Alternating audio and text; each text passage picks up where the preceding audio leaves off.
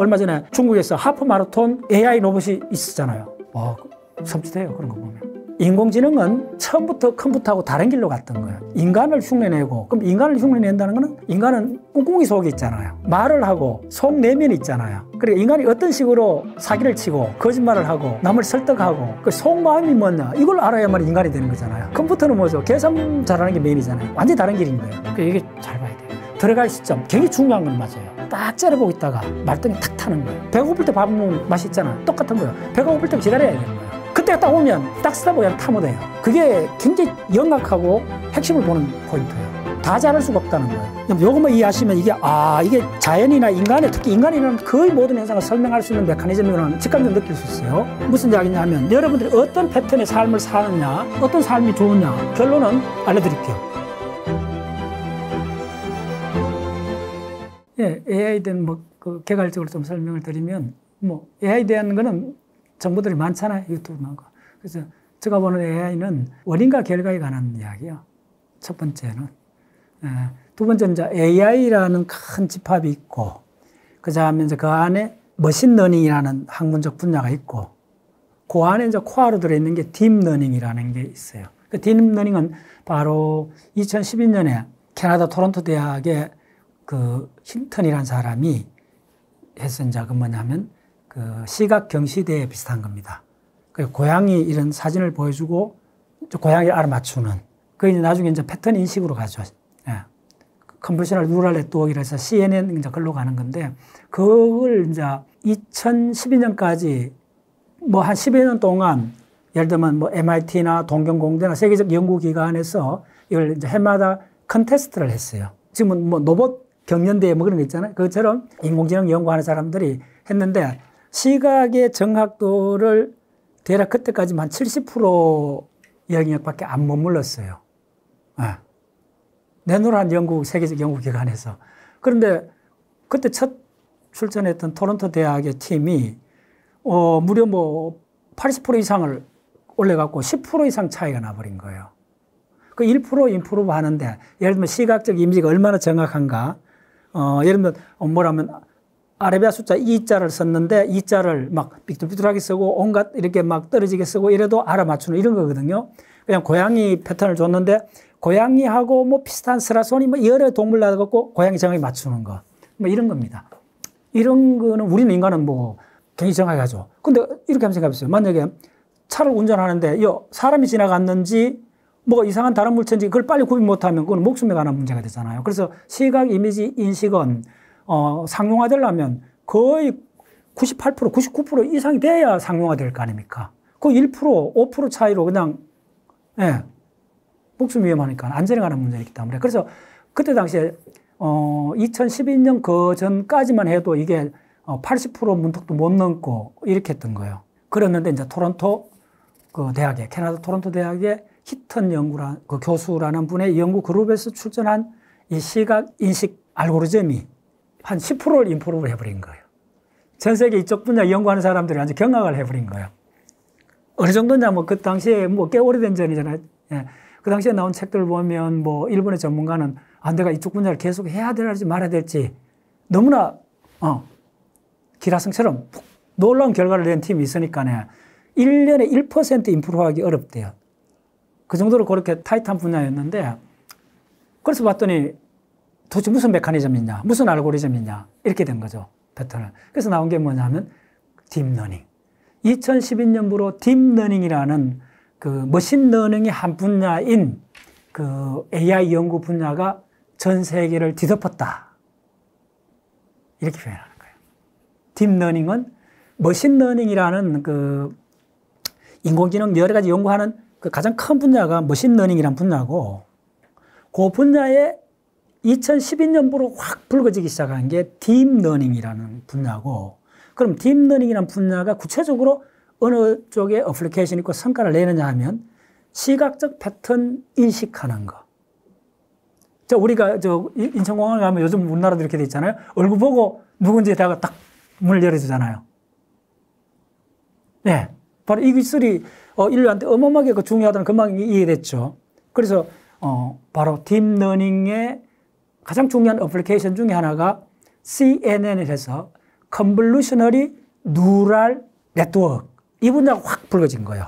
이게 바로 자동차 자율주행하고 링크되면서 엄청난 산업적 시장이 펼쳐지기 시작한 거예요. 그 다음에 생체 지문인식 들어보셨죠? 전부 다 그것도 패턴이잖아요.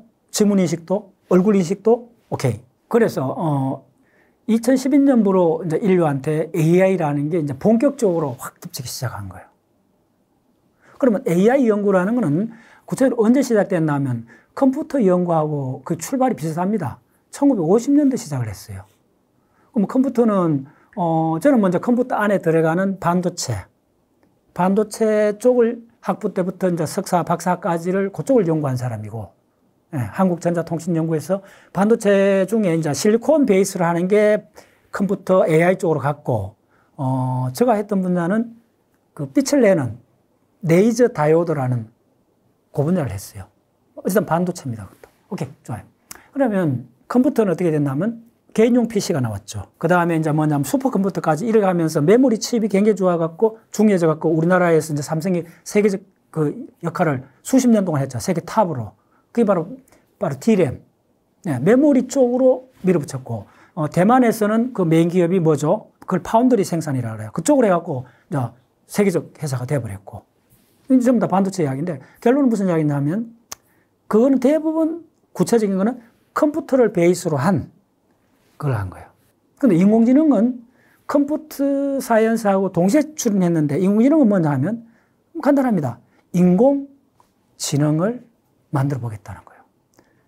컴퓨터는 인공지능 개념하고 좀 다르잖아요. 계산을 빨리 하고 엑셀 파일이나 뭐 파워포인트 해갖고 우리 정보 처리, 예, 그 데이터베이스를 잘 처리하고 그다음 뭐 이메일 보낼 정도 뭐 이런 거잖아요. 컴퓨터 베이스는. 근데 인공지능은 뭐예요? 가장 중요한 추론을 해야 되죠. 그래서 나오는 게 지금 하는 게 그 챗 GTP는 대화를 만들어내잖아요. 통역해 주잖아요. 언어 베이스로 갔잖아요. 언어 베이스인데 인공지능은 한마디로 말하면 인간을 담는 기계를 만들어 보겠다는 거예요. 그럼 컴퓨터는 출발부터 인간을 담는 기계를 만드는 게 출발이 아니고 구체적으로 말씀드리면 1950년도인가 그 ENIAC이라는 컴퓨터가 처음 나왔어요. 그게 이제 크게 얼마나 했냐면 교실 하나만 했어요. 그걸 가동시키면 도시 하나의 전력이 들어갈 정도로 어마어마한 큰 거였어요. 그때 진공관을 갖고 했어요. 제가 대학 처음 들어갔을 때 저보다 조금 더 선배들은 진공갖고 공부했어요. 제가 79년도 대학 들어갔으니까요. 근데 저는 진공관 딱 끝나고 트랜지스터, 실리콘 처음 들어온 그 처음부터 이제 공부를 했던 팀이고. 그래서 간단히 말씀드리면 뭐냐 하면 인공지능은 처음부터 컴퓨터하고 다른 길로 갔던 거예요. 인간을 흉내내고, 그럼 인간을 흉내낸다는 거는 가장 중요한 게 뭐냐면 인간은 꿍꿍이 속에 있잖아요. 말을 하고 속 내면이 있잖아요. 그러니까 인간이 어떤 식으로 사기를 치고, 거짓말을 하고, 남을 설득하고, 그 속마음이 뭐냐, 이걸 알아야만 인간이 되는 거잖아요. 컴퓨터는 뭐죠? 계산 잘하는 게 메인이잖아요. 완전히 다른 길인 거예요. 됐죠? 근데 이게 초기에 이제 그 인공지능의 그 대가급 인사들이 5-6명이 모여갖고 1956년도에 이걸 맹렬하게 시작을 했어요. 그때는 낙관적이었어요. 만들 수 있을 거다. 인간의 기본적인 이런 것도 어떤 단순한 어떤 계산이 굉장히 복합적으로 돼갖고 뭐 이런 거 됐다. 이런 몇 가지 추론을 해갖고 접근하기 시작했어요. 그래갖고 조금 성과를 내다가, 그 중에 이제 하나가 그 엔드게이트 오화 게이트, 익스클루시브 오화 게이트라는 게 있는데 그 중에 하나가 우리 브레이 인공지능으로 구현할 수 없다는 걸 논문으로 어떤 사람이 쓰면서 이게 이제 찬바람이 확 불어버린 게 있죠. 간단히 하면 엔드 게이트, 오화 게이트, 익스클루시브 오화 게이트, 나트 게이트 요 4가지의 논리 게이트는 전자공학을 하면 대학 1학년 때부터 맨 처음으로 배우는 겁니다. 여담을 말씀드릴게요. 제가 3월 달에 44명을 인솔해 갖고 그 유럽을 15일 동안 갔다 왔어요. 그러니까 맨체스터, 리버풀 같은 데 맨체스터 가갖고 산업혁명이 일어나는 그걸 대부분 다시 봤고, 그 다음에 이탈리아 가서 4일 동안 피렌체, 밀라노, 베네치아 이런 데 쭉 가면서 르네상스가 어떻게 발흥했는가를 또 세밀히, 가기 전에도 한 7권 책을 읽고 다 공부를 하고 다시 봤고, 그 다음에 이제 그 스위스 가갖고는 뭘 봤냐면 C 알렌, 세계에서 가장 큰 입자 가속기를 쭉 다 시설을 보고 왔어요. 근데 세계에서 가장 큰 입자 가속기에 가면 이제 그쪽에 전시관이 있어요. 그 누구나 다 가볼 수 있습니다. 둘레가 20km 넘는다 그러잖아요. 그래서 힉스 입자를 발견해서 노벨상을 받았잖아요. 어마어마한 거 들어보셨죠? 근데 그거 가면 CRN에서 그 했던 그 부산물 중에 그 전시관에 가면요. 전시관도 굉장히 커요. 거기 한 코너에 구석에 아주 옛날에 그 PC 모니터 하나가 떡 있어요. 있어요. 이런 거 있어요. 그 우리 전자공학 하는 사람들은 그 1980년대 이렇게 봤던, 뭐 90년대 초까지 이렇게, 제가 91년도 유학 갔으니까요. 그때 이제 봤던 뭐, 그 전에 80년대 봤던 이런 거 있어요. 둔탁한 거 있어요. 그거 놔놓고 자판이 있어요. 키보드 있고. 그리고 거기 보면 설명이 나면, 요 모니터하고 요 자판을 갖고 여기서 나온 게 뭐냐. www. 월드 와이드 맵이 바로 CRN이라는 실험실에서 입자 가속계, 입자를 충돌해갖고 수천 조각의 입자들의 파편이 새로운 입자가 생기잖아요. 그걸 분석하는 과정에서 한쪽 팀에서, 그것도 수천 명 이상 연구하잖아요. 한쪽 팀에서 연구한 걸 다른 연구실로 보내야 되잖아요. 데이터를. 그 전송 실험을 한 그게 바로 우리가 하는 인터넷의 출발입니다. 오마이 사이언스. 이런 그냥 이야기하면 안 돼요. 너무나 중요한 이야기를 그냥 시냇물 소리처럼 줄줄 이야기해버리고 우리는 뭔지 모르는 거예요. 지금 인류 역사를 바꾼 거는 인터넷이잖아요. 인터넷은 다른 말로 월드 와이드 넷. 전 세계에 정보의 거미망이 쳐진 거죠. 그러면 그 정보의 거미망은 그물처럼 보면 두 마디가 있을 거 아닙니까? 바로 그게 CRN의 두 실험실이었던 겁니다. 그 사이에 거무줄이 있으니까 뭘 정보를 보냈다는 거예요. 그게 바로 지금 80억 인류가 쓰고 있는 인터넷의 출발입니다. 우리 회원들 전부 다 감동했어요. 그쪽 부스를 잠깐 보고 그 옆에 가면 쪼매는 부스에 뭐가 있느냐 하면 뭐 이상한 그림이 간단한 굉장히 간단한 장난 같은 그림이 4개가 있어요. 그게 전자공학을 하면 누구나 다 대학 1학년에서 2학년까지 그걸 필수로 배워야 되는 과목이 논리회로, 로직 게이트, 논리 서킷이라는 걸 배워요. 거의 40년 전에 아직도 내가 그 과목, 뭐 너무 매끌매끌하고 무슨 말인지 모르겠던 그 시절이 기억이 나요. 그럼 논리 게이트는 뭐냐면 첫 번째, 오화 게이트. 그건 뭐냐면 투터셈입니다. A 플러스 B 더하기 하는 그걸 전자회로적으로 오화 게이트. 오화란 말이 뭡니까? 뭐 등등 할 때 이것도 되고 저것도 되는 거예요. 두 개 더하는 거 오화 게이트, 더하기입니다. 그 다음에 엔드 게이트. 엔드 게이트는 뭐죠? 곱하기. 자, 오화 게이트 빨리 설명드릴게요. 오화 게이트는 들어가는 입력은 바로 전부 다 디지털로 된 0하고 1밖에 없죠. 그럼 한쪽에 1이 들어가고 한쪽에 0이 들어가면 더하면 돼요. 1이죠. 00 들어가면 0이죠. 11 들어가면 2가 되죠. 근데 2는 표시가 안 되잖아요. 2는 어떻게 보시면 1, 0 하면 2가 돼요. 그 이진법으로 그렇게 표시하는 거예요. 그게 오화 게이트예요. 더하기요. 이진법의 더하기를 하는 걸 오화 게이트라고 해요. 오화. 그 다음에 엔드 게이트는 뭐냐 하면 이진법의 곱하기요. 그럼 한쪽에 1이라는 디지트였고 한쪽에 0을 내면 1 곱하기 0은 0이죠. 0 곱하기 0은 0이죠. 1 곱하기 1 될 때만 1이 나오죠. 그 논리. 그 다음에 익스클루시브 오화가 있어요. 그게 조금 어려워요. 배타적 합의 연산이요. 일단 뭐 그런 거 있다 하고, 자, 요런 걸 이제 강의 들으실 때, 그거 뭐야? 이렇게 하지 마세요. 그냥 그런 거 있다 하면 돼요. 익스클루시브 오화라는 게, 인공지능에서 처음에 이게 구현이 안 될 거라고 논리적으로 어떤 사람이 이야기를 하면서 이쪽에 막 찬물을 끼얹어갖고 연구가 스탑되는 그런 현상이 일어났어요. 나중에 그걸 극복했어요. 그래서 엔드 게이트, 오화 게이트, 익스클루시브 오화 게이트, 그 다음 나트 게이트. 나트 게이트는 뭐냐면 A가 들어오면 1이 들어오면 0을 만들어주고 0이 들어오면 1을 만들어주고 천개구리 됐죠. 요 네 가지 게이트를 연합을 하는 거예요. 그걸 뭐라 그러냐 하면 논리회로라 그래요. 그래서 우리 브레인이 하는 모든 논리는 요 네 가지 논리에 무한히 중첩된 현상일 뿐이다. 이게 바로 인공지능의 출발입니다. 그거밖에 없어요. 다시 한번 이야기할게요. 오직 그거밖에 없어요. 더하기. 이진연산에 이진수를 더하는 거, 곱하는 거, 더하는 거, 곱하는 거, 그 다음에 배타적 합, 그 다음에 뭐가 있느냐 하면 부정하는 거. 이 네 가지를 다단으로 연결해요. 그럼 어떻게 되는 줄 알아요? 전자공학의 밀만이라는 책이 있어요. 그 밀만이라는 전자공학 책은 거의 9학점짜리요. 2년 동안 공부를 해야 돼요. 그 과정의 중간에 그 책이 거의 800페이지 됩니다. 전자공학 하는 사람들 막 그 지납니다. 그거 2학기 동안, 2년 동안 이렇게 하는데 3학기 해요. 3학기 2년 동안 하는데 그거에 중간쯤 들어가면 저 그거 되게 싫어했어요. 너무 복잡해가. 그런데 중간쯤에 그거 한 예제를 풀어보면서 충격을 받았는 거예요. 그 예제가 뭐냐면요. 전자공학이 왜 출현했는가? 그것도 전쟁의 결과로 보시면 됩니다. N의학도. 자, 대포가 쏘잖아요. 포탄이 날아가잖아요. 그럼 전쟁의 성패는 대포의 정확한 타격, 이게 중요하잖아요. 그러면 그걸 어떻게 해야 돼요?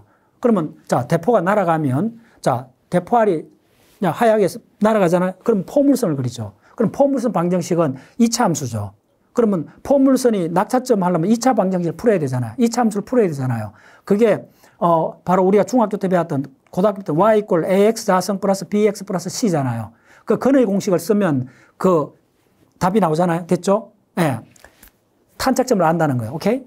그러려면 탄착점이 정확해야 대포가 떨어지는 지점을 정확해야 적을 맞출 거 아닙니까? 그러려면 이게 계산이 바로 2차 미분 방정식이 된다는 거예요. 방정식이 된다는 거예요. 이거 미분 방정식 어떻게 풀어요? 못 푼다는 거예요. 어마어마하게 어려워요. 손으로 풀면 몇 시간 걸려요. 됐죠? 바로 포탄이 정확히 날아가느냐 이걸 계산하기 위해서 N의학이 출현했다. 이렇게 생각하시면 돼요. 그 다음에 비밀 암호 풀어야 되잖아요. 암호 풀기 위해서 그렇게 출현한 거예요. 전쟁이 부산물이요. 죽고 사는 문제요. 그런데 미분방정식 대부분 우리가 물리학을 해보면 공대생들은 미분방정식을 많이 풀어요. 학부 과정도 좀 있는데 석사 박사 과정에는 만약에 물리학을 박사를 하던 뭐 대부분 이제 박사 과정 들어가면 미분방정식 한 두서너 개 풀다가 2, 3년 간다 이렇게 생각하면 됩니다. 근데 그 미분방정식이 그 밀만책에 의하면 엔드 게이트, 오아 게이트, 나트 게이트, 익스클루딩 오아 게이트 그거 4개, 5개 단어를 연결하면 미분방이 풀어져요. 그래 그걸 풀면서 졌다. 위대하다. 졌다. 대단하다. 이 간단한 더하기 곱하기 부정하는 요걸 조합을 했더니 대포가 날아가는 이 어려운 방정식을 다 푼다는 거예요. 그걸 반도체 칩으로 됐죠. 이게 바로 컴퓨터 혁명을 일으킨 겁니다. 근데 이거 갖고는 AI 쪽으로 못 갑니다. AI는 완전히 다른 물결입니다. 그래서 좀 요약해 드리면 그래서 AI는 뭐냐 하면 우리 인간을 흉내내는 거잖아요. 시각적. 자, 우리가 사람을 얼굴 패턴을 인식을 한다. 이거 정보량을 빨리 계산해 보세요. 자, 이거 전자공학 통신 이론 하면 우리 통신하면 텔레비전도 공부하고 라디오도 공부를 해요. 전자공학 하면. 텔레비전 화면 하나에 자, 내가 지금 화면에 나오잖아요. 그러면 내 얼굴이 있잖아요. 그러면 이쪽은 빛이 밝잖아요. 요 눈은 까맣잖아요. 이빨은 하얗잖아요. 이건 전부 색깔로 다 하수수가 되잖아요. 됐죠? 입술은 붉잖아요. 다 이렇게 돼 있는 거예요. 그러면 이걸 요다가 자, 빨리 할게요. 요다가 무지하게 가는 모는 종이를 얼굴에다 갖다 붙인다 생각하면 돼요. 그러면 이 모는 종이를 내 얼굴을 표현하려면 모는 종이가 그 사각형, 즉 정사각형 고속이 있잖아요. 모는 종이 알죠? 모는 종이.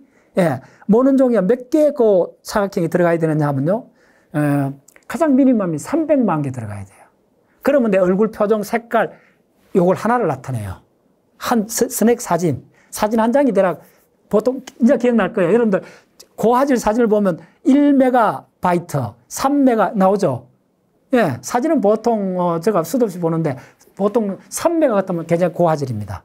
그래서 우리 얼굴은 대략 3메가 정도입니다. 그럼 3메가가 내가 움직이는데 제스처, 이 꼬리가 올라가고 표정 짓는 걸 이걸 찍으려면 정보량이 려면 1초에 이걸 30분 정도 보내줘야 돼요. 적어도 20분 이상 보내줘야 동작이 돼요. 그게 영화잖아요. 다 알죠? 그러려면, 자, 1초에 10번을 해도 그게 300만에서 1초에 10번을 보내줄 거 아니에요? 3천만이 되잖아요. 3천만 비트가 되는 거예요, 정보량이. 됐죠? 자, 그래서 우리 얼굴은 굉장히 고화질이기 때문에 3천만인데 일반적으로 시각 정보는 이쪽 정보 이론하는 사람들이 어떻게 하느냐 하면 1000만 비트라 봐요. 시각이 1000만 비트. 자, 1비트가 뭐냐면 0하고 1의 그 셋들을 0하고 1은 뭐냐면 자, 그 두 정보의 차이가 되잖아요. 0하고 1은 차이가 생기잖아요. 차이가 나중에 브레인을 공부해 보면 바로 밸류가 되고 의미가 되고 감정이 되는 겁니다. 됐죠? 1만 있으면 정보가 없죠. 1만 계속이면 차이가 안 생기죠. 바로 정보는 차이이기 때문에 차이의 가장 미니멈 유닛들은 1하고 0가 있으면 차이가 생겼죠.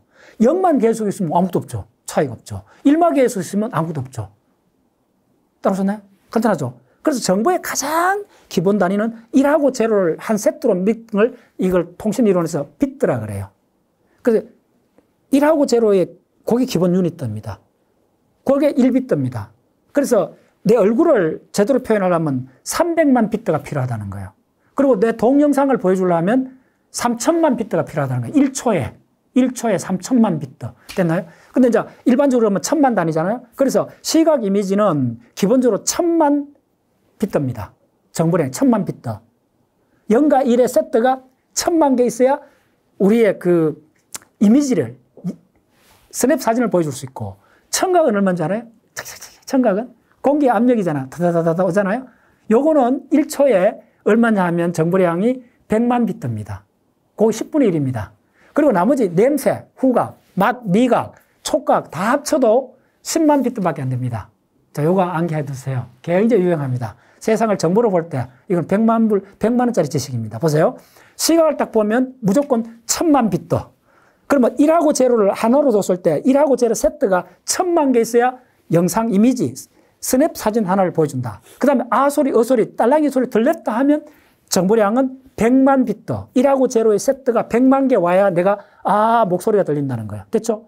그 다음에 냄새, 맛, 촉각 다 합쳐도 초당 1초당 10만 비트 정보밖에 안 됩니다. 그래서 우리는 1초에 압도적으로 많은 1000만 비트의 정보를 처리하는 시각적으로 진화해 온 겁니다.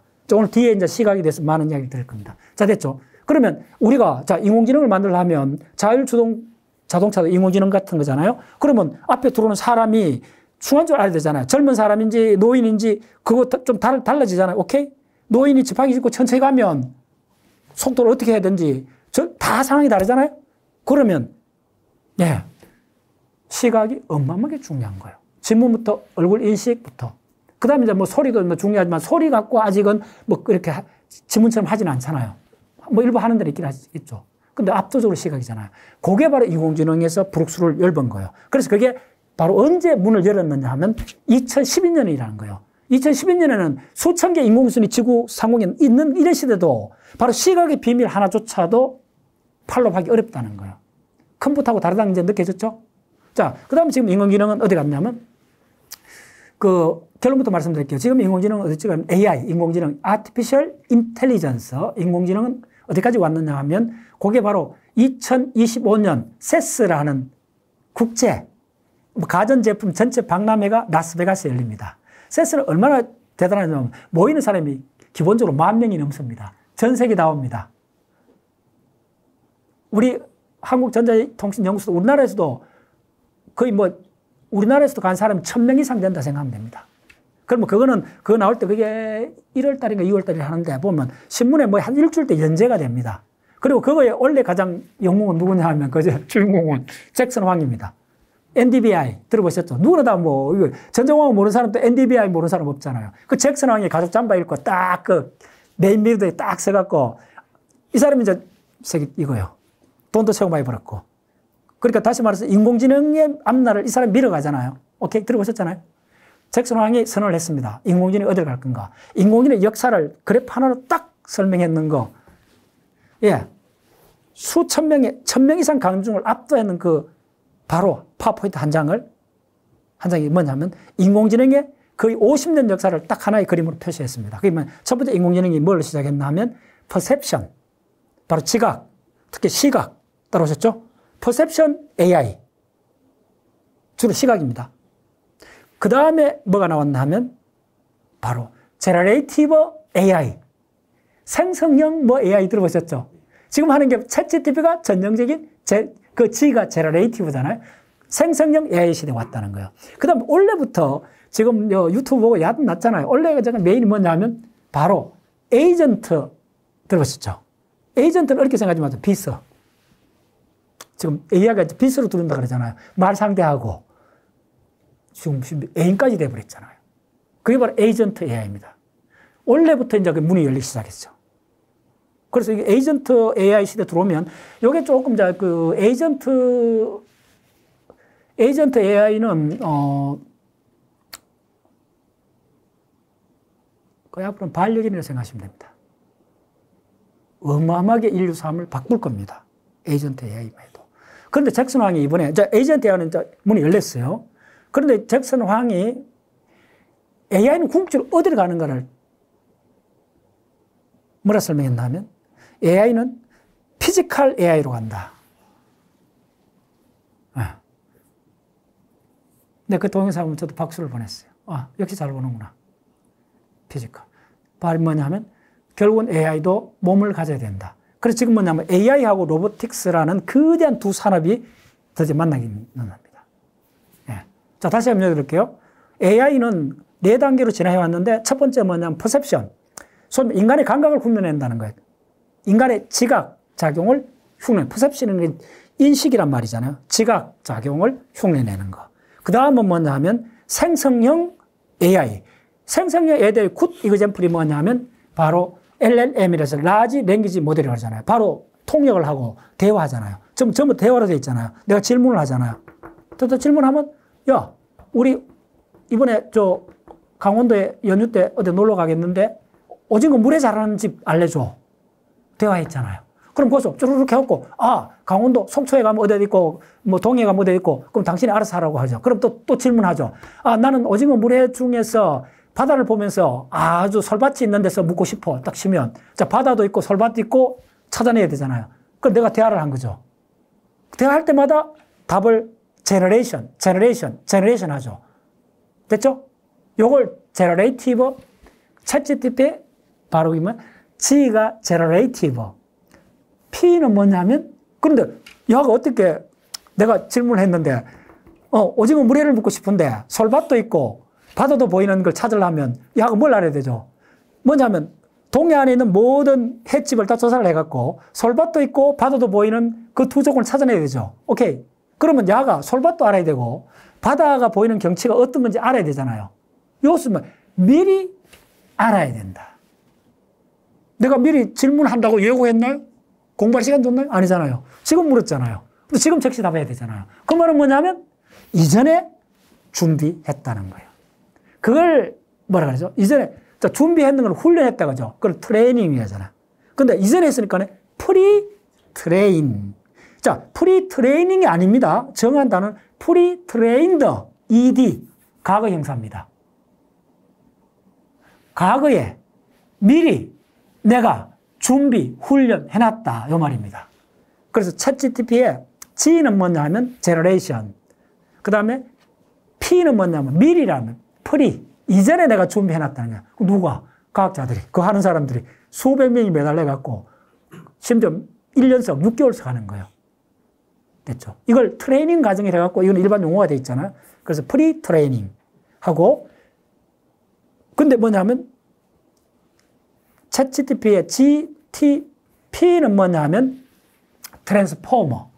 트랜스포머 어렵습니다. 그거는 아키텍처의 한 종류입니다. 그렇게 말했어요. 이렇게 건물처럼 뭐가 딱 들어가고 탁탁탁 자동으로 되는 어떤 시스템을 만들었다 했어요. 그러니까 그래서 챗GPT는 가장 중요한 게 뭐냐 하면 제너레이티브. 그래서 잭슨 왕이 그걸 이제 분류를 어떻게 했나 하면 초기는 가장 먼저 퍼셉션, 지문 인식, 얼굴 인식 같은 퍼셉션 AI. 그 다음에 우리가 대화를 하는 AI. 됐죠? 그걸 대화는 뭡니까? 제너레이션이죠. 자, 내하고 지금 대화를 해보세요. 1초 후에 적당한 단어를 찾아내야 되죠.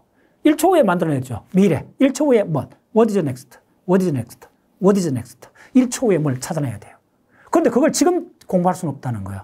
이전에 어마어마하게 공부를 한다는 거예요. 그래서 이전에 했기 때문에 프리 트레인더 하는데 제너레이티브란 말은 다음 단어를 계속 만들어내라는 거예요. 제너레이션 했다는 거예요. 그 다음 뭐냐면 AI. 그러니까 에이전시 AI는 뭐죠? 이제 다 했으니까 비서처럼 내가 궁금한지를 미리 이제 알아갖고 이야기해 주는 거예요. 내가 툭 말만 던지면 툭툭 해주는 거예요. 그래서 에이전시 AI로 가는 그 상황이 어떤가를 잘 설명한 책이 바로 이 책입니다. 이 책은 지금 뭐 굉장히 인기 있고 지금 많이 읽히고 있는 책이죠. 이 책을 제가 쭉 봤더니, 잘 썼어요. 잘 썼고, 지금 그 챗GPT 가장 본질이 뭔가를 어렵지 않게 중고등학생부터 뭐 누구나 다 이해할 수 있도록 잘 쓴 책이에요. 그래서 이 책을, 이 책에서 이 챗GPT에 대한, 라지 생성형 그 언어 모델, 라지 언어 모델에서 이건 언어입니다. 그걸 잊어버리면 안 돼요. 인공지능이 우리가 말만 합니까? 아니잖아. 느끼고. 욕망도 생기고. 욕망은 말이 아니잖아요. 행동, 말이 아니잖아요. 자, 행동을 하려면 뭐가 있어야 돼요? 몸이 있어야 되잖아요. 그래서 마지막에는 피지컬 AI로 간다는 거예요. 금방 이해됐죠? 지금 어느 단계인가 금방 이해했죠? 지금은 비서를 둘 단계에 왔다는 거예요. 그럼 비서가 되려면 뭐냐면 사장의 그 이력을 다 알아야 되죠. 저 사람이 어떤 캐릭터를 갖고 저 사람이 어느 때 막 화를 내고 모든 걸 다 알아야 되는 거예요. 그러니까 미리 안다는 거예요. 그때 있다는 거예요. 그래서 지금 챗GPT는 가장 중요한 게 언어라는 거예요. 랭귀지. 그러니까 인공지능 전체에서 한 중간쯤 와 있는 거예요. 이랬죠. 우리는 말도 하고 욕망도 생기고. 자, 마음속에 생긴 욕망을 한 말로 표현해 보세요. 어렵죠. 그때 뭐라 하는 줄 알아요? 내 마음 나도 몰라. 됐죠? 욕망을 알 수 없어요. 아, 느끼긴 하는데 내가 말로 표현하기 어마어마하게 어려운 거예요. 네. 자, 그래서 지금 챗GPT는 바로 어디에 와 있느냐 하면, 비서입니다. 비서면, 반려견 비서 정도가 이렇게 된다는 말은 뭐냐 하면, 길들여야 돼요. 요 말이 가장 키워드입니다. 이 책에서 이걸 잘 설명해 놨어요. 그래서 챗GPT를 잘 쓰는 방법을 이 사람이, 방법이 아니고, 챗GPT를 쓴다 하면 반드시 이 네 가지를 그냥 일상생활로 하라는 걸 이 사람이, 이 책의 결론입니다. 그게 뭐냐면, 그 네 가지를 하는 게, 첫 번째 뭐냐면, 항상 어느 때든지 챗GPT를 쓰라는 거예요. 자, 이거 옛날에, 그러니까 지금 할아버지쯤 되신 분들, 고등학교 때 영어 잘하는 사람은 어떻게 하면 콘사이트를 항상 들고 다닌다 그랬잖아요. 모른다 싶어서 찾아본다 그러잖아요. 그럼 그 사람은 영어를 굉장히 잘하게 돼요. 다 들어보셨죠? 그처럼 챗GPT 잘하려면 챗GPT를 항상 쓰라는 거예요. 뭐 맛집에 갈 때뿐만 아니라 모든 거 다 물어보라는 거예요. 첫 번째. 두 번째로만 빨리 할게요. 두 번째는 챗GPT 잘하면 그럼 챗GPT가 다 한꺼번에 답을 못 한다는 거야. 예. 오징어 물회 잘하는 집 알려줘 하면 또 중간에 개입을 해야 돼요. 아, 그래 내가 생각한 대로 바다를 보고 싶어. 물회를 먹는데. 그럼 바다를 또 쳐야라는 거야. 중간중간 단계에 인간이 개입을 하라. 이게 두 번째예요. 세 번째, 이게 어쩌면 가장 중요했어요. 내가 어떤 사람인가를 계속 알려주라는 거예요. 나는 뭐가 개파하고, 나는 뭘 좋아하고, 나는 이런 음식은 안 먹고, 이걸 계속 알려줘야 된다는 거예요. 그러니까 지금 바로 비서 AI, 그러니까 에이전시 AI로 가려면 내 비서가 내 캐릭터를 다 알아야 되잖아요. 그걸 내가 다 이야기를 해줘야 된다는 거예요. 아시겠어요? 그 다음 단계는 뭐냐 하면 지금 있는 AI가 최악의 AI라 생각하라는 거예요. 이 말이 아주 파라독스인데 그 다음부터 나오는 건 다 좋다는 거예요. 더 좋아진다는 거예요. 요 네 가지를 모토로 쓴 책입니다. 하나도 어렵잖아요. 그래서 간단히 이야기 드리면 뭐냐면 근데 꼭 읽어볼 만한 책이에요. 그래서 가장 중요한 점은 챗GPT 언제 배울 건가? 실용적 말씀드릴게요. 이 질문을 저한테 많이 하는데 조금 늦게 한다 해갖고 두려워할 필요 없어요. 네. 뒤에 어슬렁거리다도 방향만 틀면 어떤 1등이 될 수 있어요. 무슨 말이겠어요? 처음부터 팔로우 해도 되긴 하는데, 매니아들은 그렇게 하죠. 얼리 어답터는 그렇게 하는데, 저는 그렇게 안 해요. 어느 분야가 불거지면 가만히 빤히 보고 있어요. 보고 있어갖고 내가 들어가갖고 저것을 잘 쓰기 위해서 내가 투자하는 시간을 한번 따져보는 거예요. 비서 잘 둘하면 많은 데가 가르쳐야 되잖아요. 지금은 챗GPT가 그 단계예요. 그래서 지금 제가 기존으로 20년 동안 자료 찾는 방식하고 챗GPT를 놓고, 그쪽 자료 찾는 거는, 내가 20년 했기 때문에 뭐 그쪽 전문가잖아요. 그래, 논문 찾는 거야. 논문에서 가장 내가 원하는 자료를 대규모로 내한테 맞는 그 브레인에 가는 논문을 찾는 걸 20년 동안 하고 있는데, 그거하고 챗GPT하고 최근 나온 다른 그런 그 인공지능을 막 써봤어요. 그래서 비교를 한 달 동안 해봤는데, 내가 하는 방식이 더 나아요. 지금 단계에서는. 그래서 이 책이 맞아요. 지금 있는 인공지능이 최악의 인공지능이 생각하라. 좀 더 기다려보면 더 나온다. 그럼 나는 언제 들어가느냐 하면 조금 기다렸다가, 꼭 조금이 몇 년은 아니요. 한 6개월 정도 더 기다렸다가 그냥 탁 들어가면 돼요. 자, 뎁스는 얘가 중국이 그렇게 한 겁니다. 중국은 후발주자잖아요. 미국 굉장히 잘했잖아요. 그럼 딱 해갖고 다른 거 열심히 하다가 배워야 될 거 있으면 쭉 기다리다가 드론 같은 거 조금 구멍이 나 있잖아. 그거 몰빵을 딱 해버리는 거예요. 그럼 곧장 중국이 드론은 세계 탑이 돼버렸잖아요. 오케이? 모든 것도 따라갈 필요 없어요. 그런데 먼저 알아야 되는 거는 이 분야가 전체가 어떤 형태를 갖고 있는가는 냄새를 맡고 있어야 돼요. 그냥 딱 째려보고만 있다가 내가 언제 팍 들어가야 될지는 그거야말로 우리 브레인이 아는 거예요. 야, 챗GPT보다 훨씬 우리가 탁월해요. 아직까지는. 오케이? 그래서 어떻게 하느냐 하면, 저는 유튜브를 뭐 했는 게 지금 지금 유튜브에 나와 있는 거 제가 등장한 게, 한 200개가 넘습니다. 그거 했는 게 맥시멈 3년밖에 안 됩니다. 저 유튜브 나온 지가 한 10년이 넘잖아요? 한 15년 되나요? 최근 3년 전에는 내가 유튜브라는 걸 한 번도 본 적이 없어요. 아마 안 믿을 겁니다, 여러분들. 왜 안 봤느냐 하면, 그때 뉴스 봤더니 3년 전에, 유튜브 뭐 100만에 있고 뭐 하는데 봤더니 뭐 먹방, 그 다음에 어린애들 뭐 장난 같은 거 올라와갖고 뭐, 근데 그래서, 그럼 애들 장난이야. 그냥 뭐 재미로 보는 거야. 이렇게 생각했어요. 그러다가 3년 전에 우연히 이제 입자 물리학이나 그 양자역학 뭐 이런 걸 이제 강의를 해요. 제가 17년 동안 하고 있어요. 네. 한번 하면 4시간. 화이트보드가 25분짜리예요. 근데 그때 3년 전에 유튜브를 쭉 들어가 봤더니, 오이, 양자역학, 행렬 매트릭스 이런 걸 보여주는데, 오이, 잘 만들었어. 어떤 유튜브 내가 칭찬해준 유튜브 많아요. 어떤 유튜브 봤더니 뭐라 하냐면, 이렇게 하는 거예요. 그 사이트에 유튜브가 20개밖에 안 올라와 있는 거예요. 그 사람이 뭐라고 하냐면, 이제 내 그만 올릴래. 너무 힘들어 못 올려.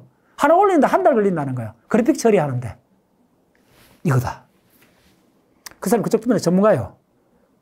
학부 시절부터 석사 박사할 때 자기가 대학 교사 수업 들었는데 갑갑한 거 많았을 거잖아요. 그 갑갑한 걸 한 달 동안 자기가 행렬 매트릭스 다 풀어갖고 그래픽으로 다 처리해 온 거예요. 진짜 그저 묻기 너무 아까운 거예요. 너무 미안한 거예요. 대단합니까? 그런 유튜브가 우리나라도 10개 이상 있습니다. 과학 분야만 해도. 올리는 사람이 힘들어서 못 올리겠다는 거예요. 그런 유튜브는 여러분 다 찾아보세요. 하나 올리는데 한 달씩 걸립니다. 진을 빼버립니다. 근데 그걸 딱 보는 순간 일주일 동안 헤맸던 그런 문제도 딱 보는 순간 바로 이거네. 무슨 이야기냐면 내가 10년 전부터 팔로우한 거 아니잖아요. 딱 기다렸다가 길목을 딱 지키고 있다가 기다렸다가 요거네. 탁 거기 올라타는 거예요. 그럼 물론 그 칭찬이나 대가는 지불해줘야죠. 그 사이트를 항상 알려주고 대단하다. 저는 마음도 홍보해줘요. 그런 게 있으면.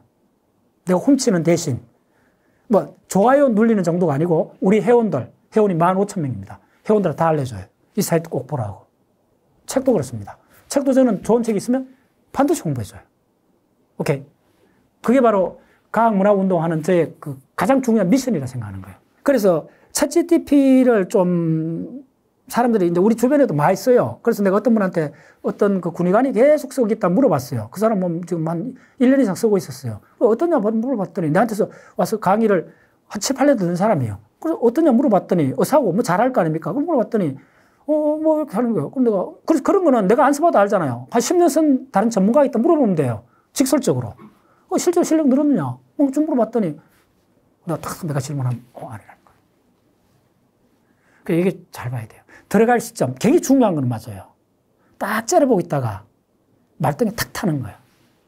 그걸 이제 경제학에서 뭐냐면 이득 맥시멈 포인트를 타는 거예요. 우리가 한계 효용 체감의 법칙 있잖아요. 예. 배가 고플 때 밥 먹으면 맛있잖아요. 똑같은 거예요. 배가 고플 때 기다려야 되는 거예요.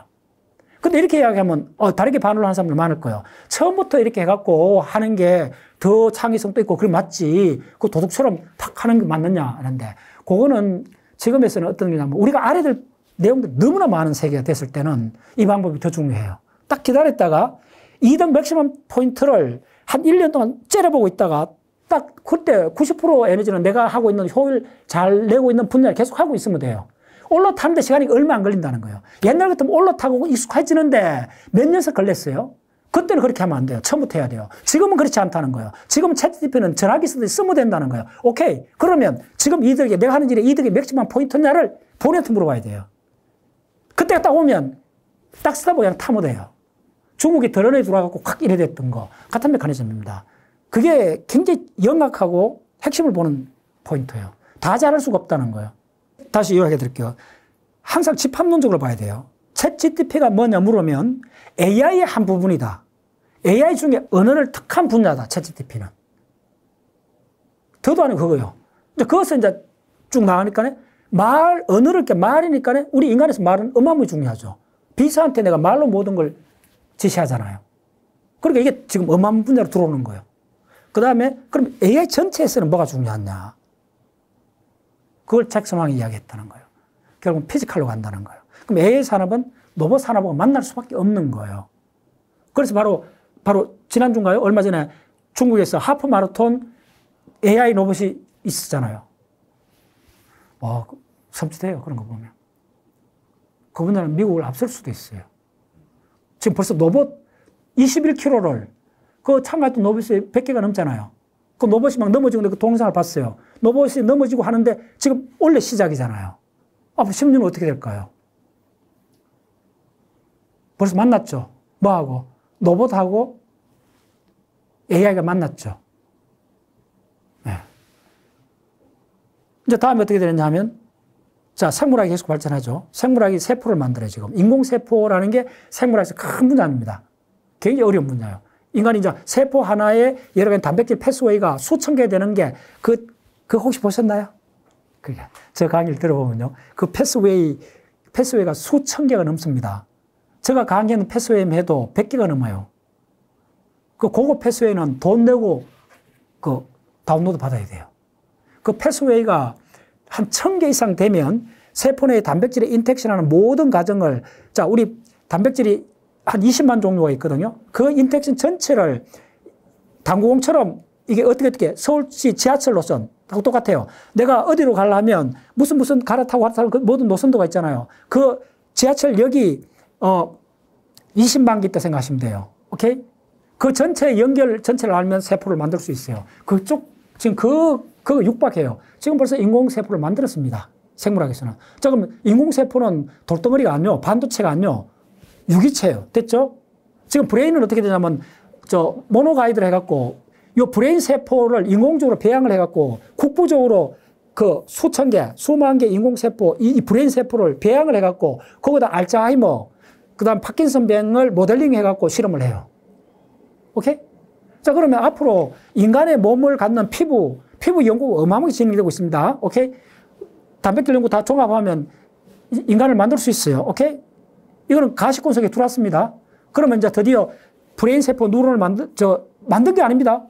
인간의 세포 분화해갖고 할 수 있잖아요. 그 브레인 세포 모노가이드 만들어갖고 하고, 거기다가 인공지능 알고리즘 딱 집어넣으면 이제 완전히 사이버가 되죠. 우리가 무슨 철로 만든 게 아닙니다. 강철로 만든 게 아니고 그냥 피부로 만들어진, 그리고 인간처럼 사고하는, 그게 결합합니다. 이게 바로 잭슨 왕이 하는 피지컬 AI입니다. 지금은 로봇으로 하죠. 됐죠? 로봇으로 하고 브레인은 실리콘으로 돼 있잖아요. 그렇게 돼 있는데 이게 앞으로는, 그래서 인간이 걷기 안고 이렇게 뭐 사랑을 느낄 수는 없잖아요. 근데 이게 나중에는 인간 피부처럼 다 바꿀 겁니다. 일부 영역은. 그래서 이 전체 트렌드나 이거는 면밀히 보고 있대. 내가 이 분야는 수십 개 분야가 막 동시에 일어나고 있잖아요. 내가 내 이전에 학습했는 거하고 내가 가 있는 어느 분야인지를 면밀히 보고 있대. 함부로 툭 들어가지 말라는 거예요. 들어가면 헷갈리고 그거 학습하는 데 시간, 그 비스를 트레이닝 하는 데 시간 더 든다는 거예요. 이 책에서 그냥 그대로 이야기한 거예요. 항상 쓰라는 거예요. 근데 항상 쓴다는 게 간단치 않은 이야기잖아요. 그리고 책들을 쓰면 내가 질문을 계속 해야 되잖아요. 근데 이거보다 더 빠른 방식은 제가 기존에 했던 방식입니다. 저는 구글 그대로 쓰면서 그대로 하는데 내가 실험을 딱 해봤어요. 저는 실험을 항상 합니다. 딱 시간 딱 해갖고 일주일 딱 시간을 주고 내가 자료 데이터를 챗GPT로 모았고 내가 모은 걸 하고 내 방식대로 한 거 하고 비교를 해봤더니 아직은 생산성이 내 방식이 있는 거예요. 그럼 언제나 이게 뒤집어질 거예요. 맞죠? 그래서 이 책에서 뭐라 그러냐면 지금 여러분이 쓰는 AI가 최악의 형편없는 AI라 생각하라. 이거 중요한 거는 이게 얼마나 빨리 바뀌는가 트렌드를 아셔야 되잖아요. 이게 그 6개월 단위로 바뀐다는 거예요. 그러니까 올해 뭐 5년 기다리는 거 아니라는 거예요. 여기 앞으로 3년, 2년 이런 이야기라는 거예요. 그래 지금 3년, 2년은 중요한 시간이잖아요. 어마어마한 중요한 시간이잖아요. 그때 자기가 기존에 했던 방식에 맥시마이저를 하고 그 다음에 빨리 다른 쪽으로 이쪽으로 옮겨 탈 준비를 하면서 이쪽 전체를 조망을 해보라는 거예요. 오케이, 그 정도.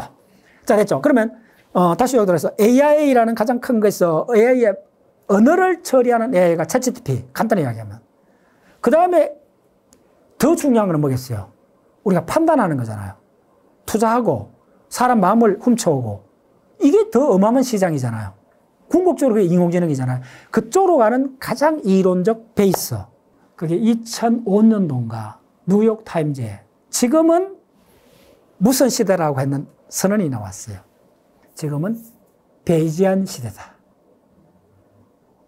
혹시 들어보셨나요? 베이지안이라고? 확률 통계 베이즈한 통계라 그래요. 이게 이제 드디어 인류 역사를 바꾼 게, 이렇게 지금 간단히 하면 생각하면 돼요. 인공지능은 간단히 하면 인간의 브레인을 만드는 거잖아요. 인공으로 브레인을 만드는 거잖아요. 그러면 먼저 인간의 브레인이 어떤 원리로 작동하는 걸 알아야 되잖아요.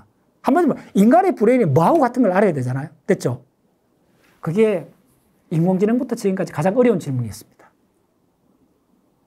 그래서 중간쯤에 1960년대, 70년대 손해를 연구하는 팀부터 시작해갖고 뭐냐면 우리 브레인은 컴퓨터하고 비슷하다. 메모리가 있고 버퍼가 있고 그 다음에 선택하는 영역도 있고 그래서 컴퓨터하고 거의 비슷하다. 메모리가 있으니까 확실하죠. 손해가 이제 그 공부를 해보면 손해의 조직 구조가 거의 메모리 칩하고 비슷해요. 예, 그래서 우리 브레인을 컴퓨터로 비유한 거예요. 근데 이게 굉장히 이쪽으로 오면서 느낌, 판단 쪽으로 오면서 이게 맞지 않다는 걸 알게 된 거야. 인간은 브레인은 컴퓨터가 아니라는 거예요. 오케이? 그러면 브레인은 뭐냐? 뭐하고 같으냐? 이걸 거의 100년 동안 찾았습니다. 정답을 못 맞췄어요. 근데 그 정답에 가까운 걸 누가 찾아냈나 하면 대략 100년 전에 영국의 성공회 목사가, 성공회는 헨리 8세가 로마 교황에서 이제 띵계에 나왔고 그 이혼하는 과정에서 자기가 만드는 영국의 가톨릭 같은 거잖아요. 전체 교리는 가톨릭인데 그 대장이 교황이 아니고 대장이 영국 국왕 헨리 8세가 되는 거예요. 거기서부터 엘리자베스가 전부 다 이제 성공회 됐잖아요. 그래서 성공회는 엘리자베스 국교까지 되고 했던 그 성공회 그거 있는 그 신부라 해야 되나? 그 사람이 아마추어 수학자였어요. 이름이 베이즈. 돌아갔었죠. 그런데 그 사람의 유품을 100년 후에 정리를 하다가 영국의 그 확률 통계학자인, 그 사람이 굉장히 유명한 통계학자가 있었어요. 그 사람이 서랍 속에서 그 성공의 그 신부의 그 목사의 서랍 속에서 한 두 쪽짜리 논문 비슷한 걸 봤어요. 정식 논문은 아니고, 그 아마추어 수학자니까네. 아마추어 통계, 확률 이런 걸 좋아했던 사람이니까네. 끄적끄적 이렇게 적어놨는 종이를 2장 정도 발견한 거예요. 또 보고, 짠. 바로 이거다.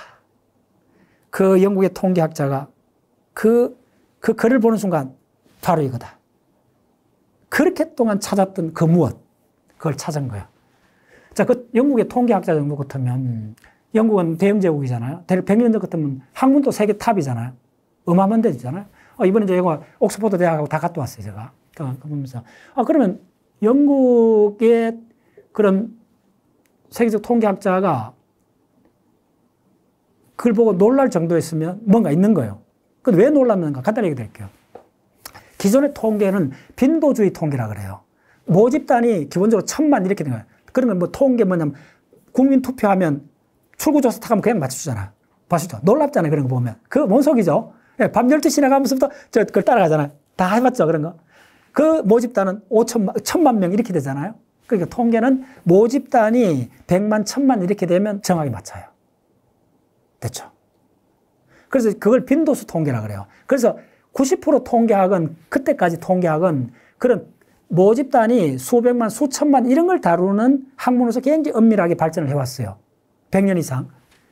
그런데 우리가 살아가는 데는 물론 뭐 투표 같은, 그 다음 사람 민심을 읽고 초등학교 내 좋아하는 사람 뭐 조사를 하라고 이런 거는 자 모집단이 100명 이렇게 되는데 그런 사건은 수천 번 이렇게 일어나잖아요. 그건 이제 통계인데 우리 일생을 살아가는데 인간의 입장에서는 그런 통계도 간혹 중요한데 진짜 중요한 통계는 그런 통계가 아니요. 이런 통계요. 며칠 전에 있었잖아요. 갑자기 싱크홀이 갑자기 생겨갖고 사람 한 죽었잖아요. 이거 몇 번 일어나요?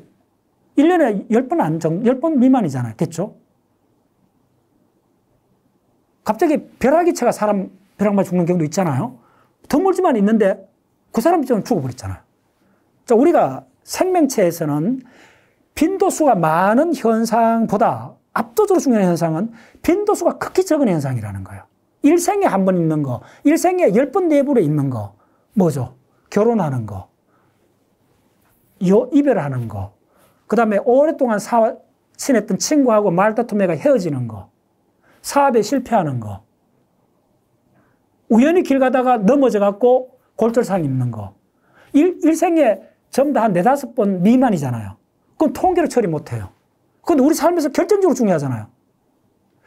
통계라면 자연이라는 모든 세상을 설명해야 되잖아요. 수학적으로. 수로 표현하면 모든 걸 설명해야 되는데 그때 이거는 빈도수가 굉장히 희박한 거는 수학적으로 공식을 만들 수가 없었다는 거예요. 통계적으로 어떻게 설명할 수 없었는데 그걸 처음으로 어떻게 접근하는가를 보여준 게 그 베이지의 논문이에요. 근데 말은 들어보니까는 그래. 당신 이야기 굉장히 그래 들어보니 그럴 것 같은데 그래서 어쩌다는 거야. 그걸 어떻게 아니 내가 갑자기 싱크홀이 생겼고 갑자기 동해바다 용호름이 올라가고 갑자기 상무지가 뜨고 1년에 한두 번 있을 거 아니야. 그거 어땠다는 거야. 근데 당신한테서 중요한 일은 일생에 한두 번 일어나는 일이지 않냐. 가장 딱 한 번 일어나는 일은 태어나는 거. 딱 한 번 일어나는 거는 100% 확률로 80억 인류가 성공한 100% 확률은 딱 하나밖에 없어요. 다 죽는다는 거. 지금까지는. 됐죠? 확률 1인 사건은 우리 삶에서 딱 하나밖에 없어요. 태어났다는 사건 하나, 죽는다는 사건 하나. 그리고 그 사이에 태어나고 죽는 사이에 무수한 확률 흐름이 있다는 거예요. 이건 네루다 같은 사람은 어떻게 표현하냐면 우리의 삶은 모호하고 명확하다는 거예요. 이 말이 진짜 제가 모호하다는 말은 뭐고 명확하다는 말은 뭐야. 이게 두 개를 붙여놓으면 말이 안 되잖아. 맞죠? 근데 우리의 삶이 그렇다는 거예요. 명확하다는 건 뭐냐 하면 당신 태어났지 않느냐. 또 명확한 건 뭐냐. 당신 죽지 않냐. 이건 확률 2잖아요. 완벽히 명확하죠. 이 이상 명확한 거 없죠. 그 다음에 모호한 거는 뭐죠? 애매한 거는 뭐죠? 당신의 인생의 향로. 누구를 만났고 사업을 실패했고 이런 거는 소설 10권을 써도 쓸 수 있잖아요. 그게 두 가지 결합된 상태라는 거예요. 이런 걸 이해했을 때 AI 세계를 이해하는 가장 밑바탕입니다. 이 세계가 바로 베이지안 세계입니다. 그래서 지금까지 확률적으로 굉장히 많은 거는 잘 처리해 왔는데 샘플링을 해갖고 센츄럴 리미트 시어리 해갖고 딱 그런 가우스 분포 다 우리 고등학교 배웠잖아요. 그럼 다 처리가 돼요. 근데 처리 안 되는 거는 일생에 한두 번 일어나는 그걸 모르죠. 그때 그런 사건은 반드시 뭘 동반한다? 놀라워하죠. 놀란 반응이 일어난다는 거예요. 으악! 됐죠. 얼마나 놀라워해봤어요. 경악을 하잖아. 그런 거는 일생에 몇 번 없다는 거예요. 됐죠. 그걸 다루는 학문, 그걸 베이지안 이론이라고 해요. 왜냐하면 그게 우리 브레인이라는 거예요. 어마이 사이언스. 그래서 브레인과학에서 최근에 주목하는 게 뭐냐면, 베이지안 이론이 처음 나왔을 때는, 이거 도대체, 이거 뭐야? 말은 그렇다. 이거 어디서 먹어? 숨을 데가 없다는 거예요. 됐잖아요. 통계는 기본으로 수백만 있어야 되는데, 이거 1년에 한두 번 아니라고 일생에 몇 번 안 일어나는 사건을 어떻게 통계적으로 처리해? 이렇게 된 거예요. 그리고 쓸모없다. 이렇게 내버려 뒀던 거예요. 그런데, 100년 전에 이제 그 학자가 피셔인가? 근데 갑자기 기억이 안 나네. 그 학자가 찾아냈는데 도대체 어디 선물까를 고민하다가 이제 드디어 이제 교과서에 그 베이지안 이론을 해갖고 끝나는 부분에 몇 페이지 간단히 기술하고 끝났어요. 그런데 이게 이제 완전히 혁명을 일으킨 뭐냐면 알고 봤더니 어디 선물지를 찾다가 봤더니 딱 맞는 데가 있고 그게 거의 90% 그것만 오직 그걸로만 설명되는 어떤 존재가 이 우주에 있다는 걸 알게 된 거예요. 그게 바로 우리 인간의 브레인이에요. 왜 그럴까요? 우리 브레인은 잊을 수 없는 게 있어요. 우리 브레인은 잊을 수 없는 건 반드시 놀란 반응을 동반해요. 우리 브레인은 확률이 낮은 거, 확률이 높은 거는 항상 일어나는 거잖아요. 확률이 낮은 거는 결코 잊을 수 없어요. 자, 종로거리를 가다가 코가 두 개인 사람을 봤다. 확률이 얼마예요? 80억 분의 1도 안 될 거예요. 본 적 있나요, 여러분들? 그걸 보는 순간 어떻게 되죠? 됐나요? 확률이 80억 분의 1도 안 되잖아요. 만약에 종로거리 가다 코가 두 개인 사람을 봤다면 손이 6개인 사람은 옛날에 있었어요. 그거는 한 10만 명 중에 한 명 있다. 10,000명 중에 한 명 있다 하면 그거라도 이래 할 건데 코가 두 개인 거는 제가 어마어마한 자료를 많이 봤는데 그건 아직 본 적이 없어요. 그럼 만약에 종로에서 봤다면 그 자리에서 기절했을 거예요. 하고 그거는 내가 놓칠 수 없죠. 무덤까지 갖고 가겠죠. 우리 브레인은 바로 이거 빈도수가 얼마예요? 희박하죠. 그런 거는 결코 놓치지 않는 쪽으로 진화한 게 인간 브레인이라는 거예요. 그래서 인간 브레인의 작동을 설명하는 기본 원리는 베이지안 이론이라는 거예요. 베이지안 통계라는 거예요. 됐죠? 이제 주인을 만난 거예요. 그래서 2005년에 드디어 문을 연 거예요. 뉴욕타임즈에서도 지금은 베이지안 시대다. 왜냐하면 2012년에 인공지능이 막 딥러닝이 전 세계를 뒤덮기 시작했잖아요. 그 붐이 막 일어나기 전 초단계잖아요. 그때 이 전체를 AI를 전체로 설명할 수 있는 이론적 툴이 뭐냐? 그 첫 번째 후보자가 베이지안 이론입니다. 일단 베이지안 이론은 그냥 우리 고등학교 때 배웠어요. 조건부 확률이라는 걸 다 배웠는데 그게 그만큼 파워풀하다는 걸 이해하는 데는 1년 이상 걸립니다. 그래서 자 다시 이야기 드릴게요. 인공지능이라는 분야가 이만한 게 있다면 지금 세계를 떠들썩하는 챗GPT는 인공지능, 다시 말해 인간의 브레인이 하는 역할 중에 말하는 거, 그거에 특화된 거예요. 뭐 일부입니다. 어떻게 보면. 그 다음에 있는 게 시각 패턴을 인식하는 거. 가장 큰 시장은 어떻겠어요? 내가 콜라를 먹을 건지 사이다를 마실 건지 넥타이를 이걸 택할 것인지 이것들은 인간의 경제 활동은 수천조가 넘잖아요. 이거 판가름하는 거는 우리가 판단이잖아요. 그건 느낌이잖아요. 느낌. 됐죠? 내가 백화점 와서 어떤 물건을 살 때는 전적으로 내 가치, 밸류, 느낌에서 사잖아요. 그건 아직 인공지능이 어려워요. 그거가 아주 메인 시장입니다. 자, 그럼 느낌 어디서 올까요? 느낌은 궁극적으로 시장 감각이죠. 그 다음에 기억하고 연결돼 있죠. 그럼 감각과 기억은, 감각은 공짜로 오나요? 촉각을 위해 피부가 있어야 되죠. 망막이 있어야 되죠. 달팽이가 있어야 되죠. 신체가 있어야 된다는 거예요. 그래서 잭슨 왕이 인공지능은 궁극적으로 피지컬, 몸을 갖게 된다. 그렇게 이야기하는 거예요. 그러면 이 전체, 몸을 갖게 되는 이 몸을 운전하는 게 뭐죠? 브레인이죠. 그럼 브레인이 어떻게 작동하는가 바로 인공지능이죠. 그걸 하는 가장 핵심 이론이 베이지안 이론이다. 그래서 내가 베이지안 이론을 공식을 적어드리겠습니다. 베이지안은 지금은 브레인은 베이지안 머신이라고 브레인 좀 하는 사람들은 다 그렇게 해요. 그래서 베이지안 머신을 했을 때 가장 중요한 용어가 뭐냐면 예측, 프리딕션이에요. 예. 그 다음에 나이클리 후들에서 세계 모델, 그럴듯함, 맥락 이런 것들이 다 들어가는 건데 결국 인간의 여러 가지 인지적인 작동이죠. 근데 그걸 수식으로 어떻게 보느냐? 너무 아주 무미건조한 그런 수식이 있어요. 근데 요 수식을 일단 증명하는 과정을 알아야 돼요. 어렵지 않아요. 뭐 한 5분이면 돼요. 그래서 그거는 베이지안 수식은 여러분들 숫자로도 증명할 수도 있고 우리가 고등학교 때 다 할 수 있는데 도형으로 하는 게 가장 직관적이고 오래 기억이 남아요. 자, 베이지안 전체 증명하는 거는 빨리 하면 5분 만에 됩니다. 예. 그리고 이거는 고등학교 확률 통계에 나오는 조건부 확률입니다. 예. 근데 여기서 이제 도형으로 표시해 보면 이게 전체입니다. 그러니까 한 채는 전체라는 개념, 전체가 있고 우리가 고등학교 때 배웠던 부분집합이 있어요. 그 도형으로 표시하면 A라는 부분집합이 이렇게 된 A라는 집합이 있고, 자, 요렇게 있는 가로 세로로 생각하면 요렇게 되는 B라는 집합이 있어요. 그러면 공통 부분집합이 요거죠. 초등학생도 아는 거잖아요. 이렇게 돼 있어요. 자, 됐죠? 그러면 자, 확률을 계산해 보겠습니다. 이게 땅 면적이 될 수도 있고 뭐 온갖 것이 다 될 수 있어요, 그냥. 그럼 이 전체를 빨리 계산하면 어떻게 되느냐 하면 자, probability 확률입니다. PA를 계산해 볼게요. 확률 A를 계산하면 어떻게 되느냐 하면 전체죠. 도형으로 그려 줄게요. 도형 전체 이거죠. 됐죠? 그럼 A는 요거죠. 선 요런 모양이죠. 자, PB는 어떻게 되죠? 확률 B는 전체 사각형에서 요거죠. 요거 있을 확률이죠. 요렇게 그리면 되죠. 됐어요? 자, 그러면 지금부터 중요해집니다.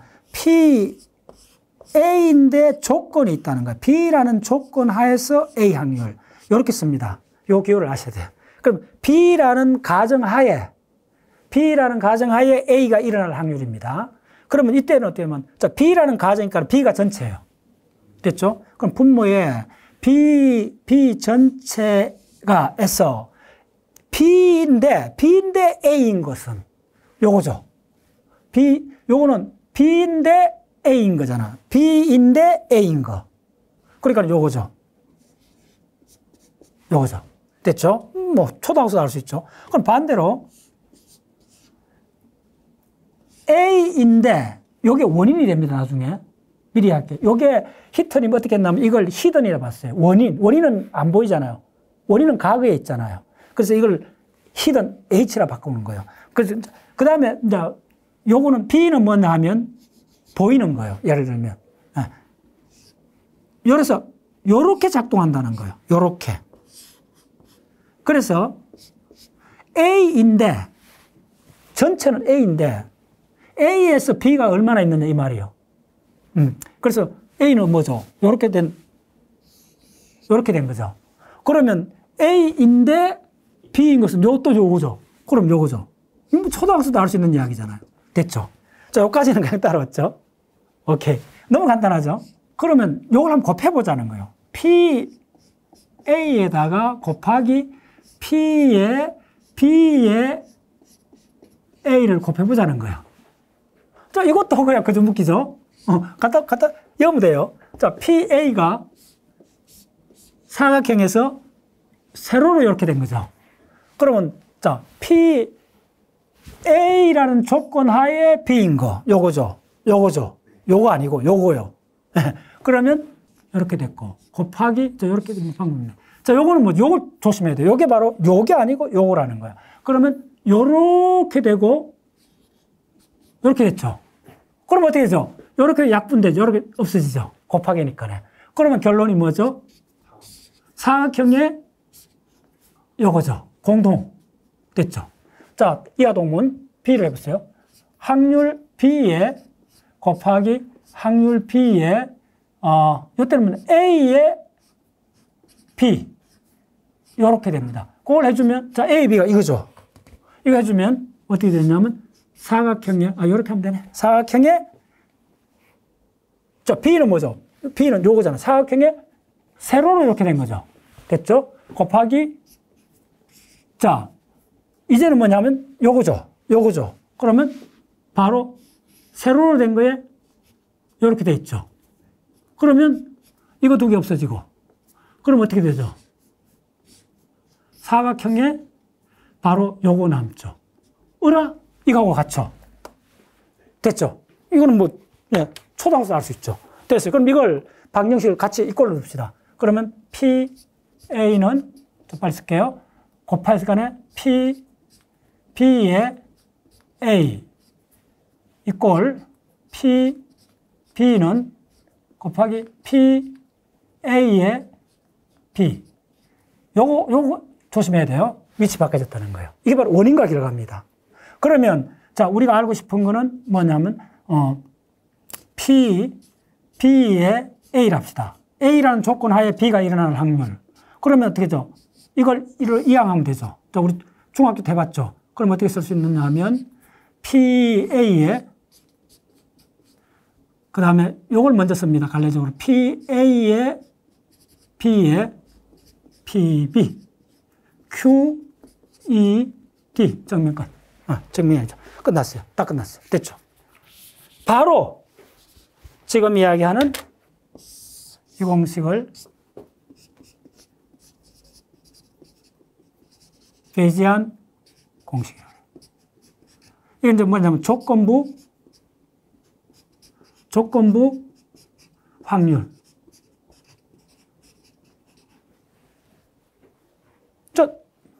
빨리 쓰면 5분 만에 끝나요. 됐죠? 이거밖에 없어요.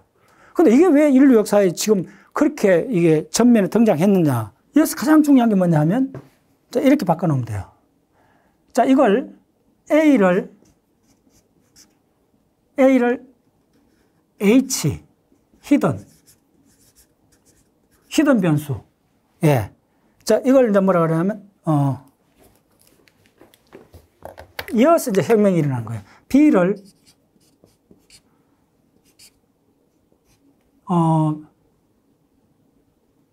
비전. 이 보였다는 말이에요. 보인다는 말이에요. 비주얼. 히든. 그래서 이걸 H라 적었고, 이걸 뭐죠? 힌턴 맞을 거예요. 이 사람이 이렇게 약자로 적은 거예요. 그래서 이게 바로 뭐냐면, 이거가, 요게 뭘로 바뀌었냐 하면 나중에 보이니까 이게 바로 감각이 되는 거예요. 됐죠? 그 다음에 이게 숨겨졌으니까 이게 뭐가 되느냐 하면 이게 원인이 되는 거예요. 이게 감각이고 이게 결과가 되는 거예요. 그리고 이거는 측정할 수 있는 거예요. 됐죠? 이거는 숨겨지니까 측정이 안 돼요. 일단은. 요걸로 갖고 지금 이제 인류 역사가 바뀐 거예요. 그래서 요걸 이제 다르게 다시 세워주면 이 베이지안 공식은 일반적으로 이렇게 씁니다. 그래서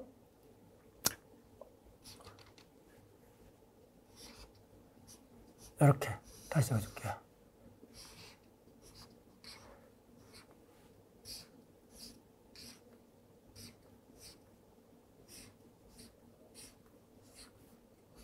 요걸 따로 다 한번 적어 보셔야 돼요, 여러분들. 뭐냐 하면, 가장 중요한 게 우리가 알고 싶은 거는 뭐냐 하면, 요 값이에요, 요 값. 요 값을 계산해내야 돼요. 근데, 우리가 미리 주어진 거, 프리 트레이닝 했을 때 미리 공부를 다 했다 그러잖아요. 그게 바로 뭐냐면 pH입니다. 근데 미리 공부한 게 눈에 안 보이잖아요. 미리 공부한 게 안 보이잖아요. 이게 바로 그 사람의 속마음이 되는 거예요. 사람으로 바꾸면. 그 사람이 그동안에 뭐 종교가 있다면 믿음이 있죠. 바로 이걸 믿음이라 그래요. 빌리프라 불러요. 그리고 그 사람이 어떤 행동을 하는가는 그 사람 믿음에 따라 다 달라지잖아요. 근데 겉으로 안 드러난다. 그래서 겉으로 안 드러난다는 게 핵심이에요. 그럼 자연에서는, 우리 인간에서는 그 사람의 속마음이 되는데 자연에서는 뭐냐면 그게 원인이 된다는 거예요. 예. 예. 그래서 우리는 항상 뭘 찾느냐 하면 원인을 찾는다는 거예요. 자, 예를 들어 줄까요? 방에서 공부를 하고 있는데 갑자기 문이 드르륵 열렸어. 안 보고 이렇게 책을 보고 있으면 순간적으로 소리가 먼저 들리잖아요. 그러면 누가 들어오지? 자, 그러면 문이 열리는 소리는 청각은 결과죠. 근데 그 소리를 따라가는 게 아니고 그 소리가 있다는 거 아는 순간 우리는 머리는 어떻게 하냐면 누가 들어오지? 누구는 누구죠? 원인이죠. 그 사람이 문을 열었을 거 아닙니까? 됐죠? 자, 그런데 그러면 뻔하게 엄마가 뭐 물 주려고 왔나? 그러면 대충 방 안에 있는 사람이 엄마나 친구가 있다면 뻔하잖아요. 됐죠? 그럼 확률 1인 거예요. 방에 엄마 한 명 있다면 문을 연 사람은 엄마밖에 없는 거예요. 그럼 그게 확률 1인 사건이에요. 원인은 명확해졌죠? 근데 그건 간단한데 만약에 문은 소리 들렸는데 문은 사람이 없어. 그럼 어떻게 되죠? 놀라죠? 버려갑니다. 기겁을 할까 합니까? 사람 한 명인데 문이 열렸다면. 이런 사건은 이거 도깨비냐 이렇게 돼버리잖아요. 그런 건 평생 안 잊어진다는 거예요. 그런 걸 놓치지 않게끔 지나온 게 우리 브레인이라고 생각하시면 돼요. 뻔하게 방에 엄마 한 명 있으면 문 열면 엄마거나 친구가 딱 정해져 있잖아요. 그건 확률 1이에요. 그거는 관심을 안 가져요, 우리가. 그래서 이게 베이지안 이론이 그만큼 중요한 거예요. 다시 할게요. 자, 그래서 궁극적으로 우리가 알고 싶은 거는 이제 바깥 세상을 이야기할게요. 바깥 세상에는 결과가 원인이라는 거예요. 자, 빨리 할게요. 이렇게 된 거예요. 자, 태양이 불타고 있어요. 그래서 모든 식물이 자라요. 근데 이제 1800 후반까지도 태양이 저렇게 불을 타고 있으면 에너지가 나오잖아요. 빛이 나오고 열이 나오잖아요. 그럼 저 에너지가 45억 년, 그때는 지구의 나이가 45억 년까지 몰랐어요. 수억 년 정도까지는 알았는데, 그러면 저게 적어도 1억 년 동안 불타고 있다고 하면, 영국의 헤르몰트나 영국의 유명한 과학자들이 그걸 계산했어요. 그럼 태양이 불타고 있는 게 결과잖아요. 지금 내가 보고 있을 거네. 근데 원인이 뭐냐 이거요. 전 인류가 몰랐어요. 그 사이언스는 이 공식 하나 속에 다 있는 거예요. 원인을 찾고 싶죠. 그래서 자, 여줄게. 태양이 지금 뭘 우리가 알고 있느냐 하면 태양에 대해서 알고 있는 거는 이거요. 태양이 불타고 있다는 거예요. 그 불타고 있다는 게 뭐냐 하면 보이는 거잖아요. 이게 좀 어려워요. 원인이 어렵냐 결과가 그걸 따라줘야 되는데 뭘 알고 싶었냐 하면 원인을 알고 싶은 거예요. 됐죠? 근데 원인은 숨겨져 있어요. 인간에서는 속마음이 숨겨져 있고, 물리 현상에서는 그 물리 법칙을 발견할 때까지 숨겨져 있잖아요. 됐죠? 그래서 이게 히든이라고 부르는 거예요. 그러면 뭘 알 수 있냐 하면 온도를 잴 수 있잖아요. 사람이 말하는 걸 들을 수 있잖아요. 인간의 감각이나 측정을 할 수 있잖아요. 그게 바로 비주얼이에요. 됐죠? 그래서 궁극적으로 이게 뭐냐 하면, 이게 다른 말로 1초 후, what is next?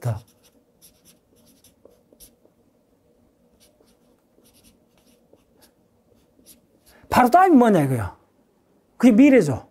오케이. 우리의 행동은 바로 1초에 내가 무슨 말을 해야 될지. 그게 바로 라지 랭귀지 모델입니다. 그게 챗GPT입니다. 챗GPT 뭐예요?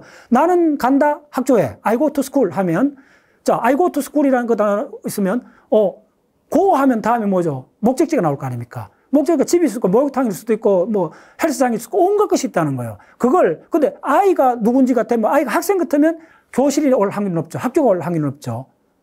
운동선수 같으면, 예, 헬스장이 좀 확률이 높죠. 확률이 다 다르다는 거예요. 오케이? 그래서 결론은 뭐냐면, 바로 다음 1초 후에 당신이 이 세상을 살아간다는 말이 뭔가. 그게 우리 브레인이 하는 일이잖아요. 그래서, 자, 다시 물리적으로 이야기할게요. 궁극적으로 이걸 알고 싶다는 거예요. 미래를 알고 싶다는 거예요. 병이 났어. 몸이 열이 났어. 의사한테 갔어. 그럼 의사는 뭐라 그랬어요? 몸이 열이 났는데는 여러 가지잖아요. 화가 났어도 열 날 수 있고, 싸우다 왔을 수도 있고, 조경하다 왔을 수도 있고, 감기 몸살 걸릴 수 있고. 근데 의사 앞에 올 경우는 가장 확률이 높은 거는 감기 걸릴 확률이 높죠. 전부 다 이런 걸로 되어 있다는 거예요. 그래서 결론은 뭐냐면, 결과는, 자, 몸에 열이 났다는 결과는 하나죠. 그 결과가 뭐냐면 보입니다. 근데 몸이 열이 날 수 있는 원인은 여러 가지죠. 이게 어떤 게 인간의 경우는 저 사람이 나한테 뭐 오랫동안 친했는데 어느 날 갑자기 삐쳤어. 그리고 고민한 적 있죠, 여러분들. 그러면 원인을 찾아야 될 거 아니야. 내가 말을 잘못했나? 내가 돈을 안 갚았나? 내가 싫은 소리 했나? 그 원인을 수십 가지를 다 체크를 해봐야 돼요. 원인을 모르는 거예요. 아시겠어요? 태양이 불타는데 뜨거운 걸 측정할 수 있는, 온도를 재을 수 있는데 저 막강한 온도를 어떻게 만들어내는가 원인을 몰랐다는 거예요. 이제 과학의 거의 대부분 문제도, 특히 인간의 문제도 이 공식 속에 다 있다는 점 감잡았나요? 그렇게 된 거예요. 자, 그러면 이거는 알 수가 없는 거예요. 왜 알 수 없는 거예요? 이게 바로 미래입니다. 그래서 이걸 뭐라 그러냐 하면 그 유명한 이걸 베이지안 이론에서 이걸 포스트리어 probability. 예, 사후 확률. 이 일이 끝나고 나서, 사후. 이 일이 끝나고 나서 확률이라는 거예요. 이 일이 끝나고 난 거는 미래잖아요. 바로 미래를 아는 학문입니다. 그래서 지금 주식, 투자나 모든 것들이 이걸 주목할 수밖에 없는 게 이겁니다. 자, 그런데 이걸 알기 굉장히 어렵다는 거예요. 그래서 이걸 잘 맞추는 사람이 주식 잘하는 사람이고, 좋은 친구, 이제 뭐든지 어디 가면, 정답을 찾아내는 사람이에요. 근데 어렵다는 거예요. 그래서 어떻게 하느냐 하면, 이 공식을 보면 나왔잖아요. 요 외우면, 바로 이 V가 어디 있었어요? 이 공식 보면, B가 여기로 넘어갔잖아요. A가 여기로 넘어갔으니까, 요 V가 여기로 온다는 거예요. 됐죠? 그 다음 여기서는 뭐냐면, 이렇게 돼 있어요. 자, 요걸 알면 다 알아요. 요거는 뭐냐면, 요 공식 그겁니다. 뭐냐면, 요거에, 이번에 뭐냐면, H가 원인으로 들어갔다는 거예요. 자, 이걸 잘 들었어요. 이게 어렵습니다. 이게 이렇게 작동한다 그랬잖아요. 이게 이렇게 작동하는 거예요. 그러면 이게 H가 뭐냐면, H가 원인이에요. 예. 꼭 기억하세요. 이게 V가 뭐냐면 결과예요. 이게 비주얼이잖아요. 보인다는 거예요. 결과가 보인다는 거예요. 그래서 이걸 결과고, 이거 뭐라고 했어요? 이게 바로 결과고 감각이라는 거예요. 자, 그러면 요거는, 자, 요거만 얘기하시면, 요게 어려울까요? 요 값을 구하는 게 어려울까요? 요 값을 구하는 게 어려울까요? 요거. 맞아요. 미래는 알기 어렵다는 거예요. 근데 요거는 구할 수가 어느 정도 있다는 거예요. 요거는 딱 정답이 아니고 어떻게 되느냐면, 아까 있잖아요. 물 오징어 해 잘하는데 어디 있냐 물었잖아요. 그러면 동해 아닌가 서해 아닌가 막 좁혀가잖아요. 그러면 이제 우리나라 사람 같으면 그럴듯한 걸 알잖아요. 서해보다는 동해일 거야. 요게 그럴듯함이에요. 근데 어떻게 서해가 아니고 동해 쪽으로 그렇게 했느냐 물으면, 내가 어릴 때 봤더니 동해에서 여름에 오징어 잡이를 많이 했다는 사전 학습된 게 있잖아요. 프리 트레이닝 된 거. 그게 바로 요거예요. 됐죠? 넓죠? 요게 바로 이걸 부른 이름, 이게 굉장히 중요한 이름입니다. 이 전체를 부른 이름이 뭐냐 하면 사전 학습. 좀 심각하게는 세계 모델. 예. 그 다음에 뭐라 그러냐 하면 이걸 믿음. 이게 빌리프 네트워크라고 그래요. 근데 이걸 저 공부의 가장 핵심은 이거는 보이지 않는다는 거예요. 예. 그러면, 자, 여기 뭐냐면, 원인을 줬잖아요. 가장 어려운 원인을 주면 결과는 난다는 거예요. 대부분. 그게 우리가 세상 그렇다는 거예요. 뭐죠? 열심히 일하면 성공하고, 공부 열심히 하면 점수가 올라가고, 열심히 하는 건 원인이잖아요. 결과가 나왔잖아요. 그러니까 원인을 하나 주면 결과는 대충 맞출 수가 있어요. 또 정확한 게 아닙니다. 대충 맞출 수 있기 때문에 이 함수를, 이걸 전체를 부르는 이름을 뭐라 그러냐 하면, 이걸 부르는 이름을 likely. 예. 이걸 뭐냐면, 가망도.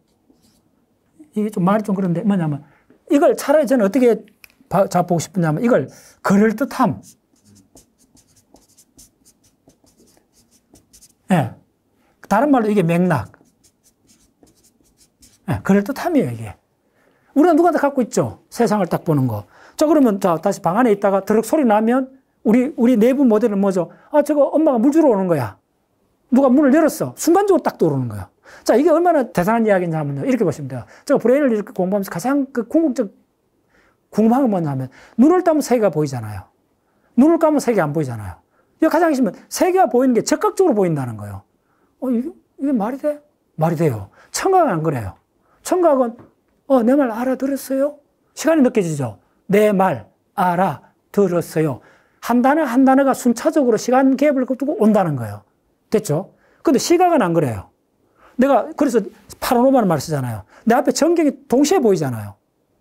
동시에 보이는 느끼잖아요. 시간차가 거의 없다고 느껴져요. 근데 계속 마음속으로 실험 많이 해보는데 뭘 딱 보면 물론 이 브레인을 공부해보면 의식까지 오는 데가 0.1초, 100분의 1초 그러니까 100ms 지나야 돼요. 그럼 다 밝혀져 있는데 이걸 간단치 않아요.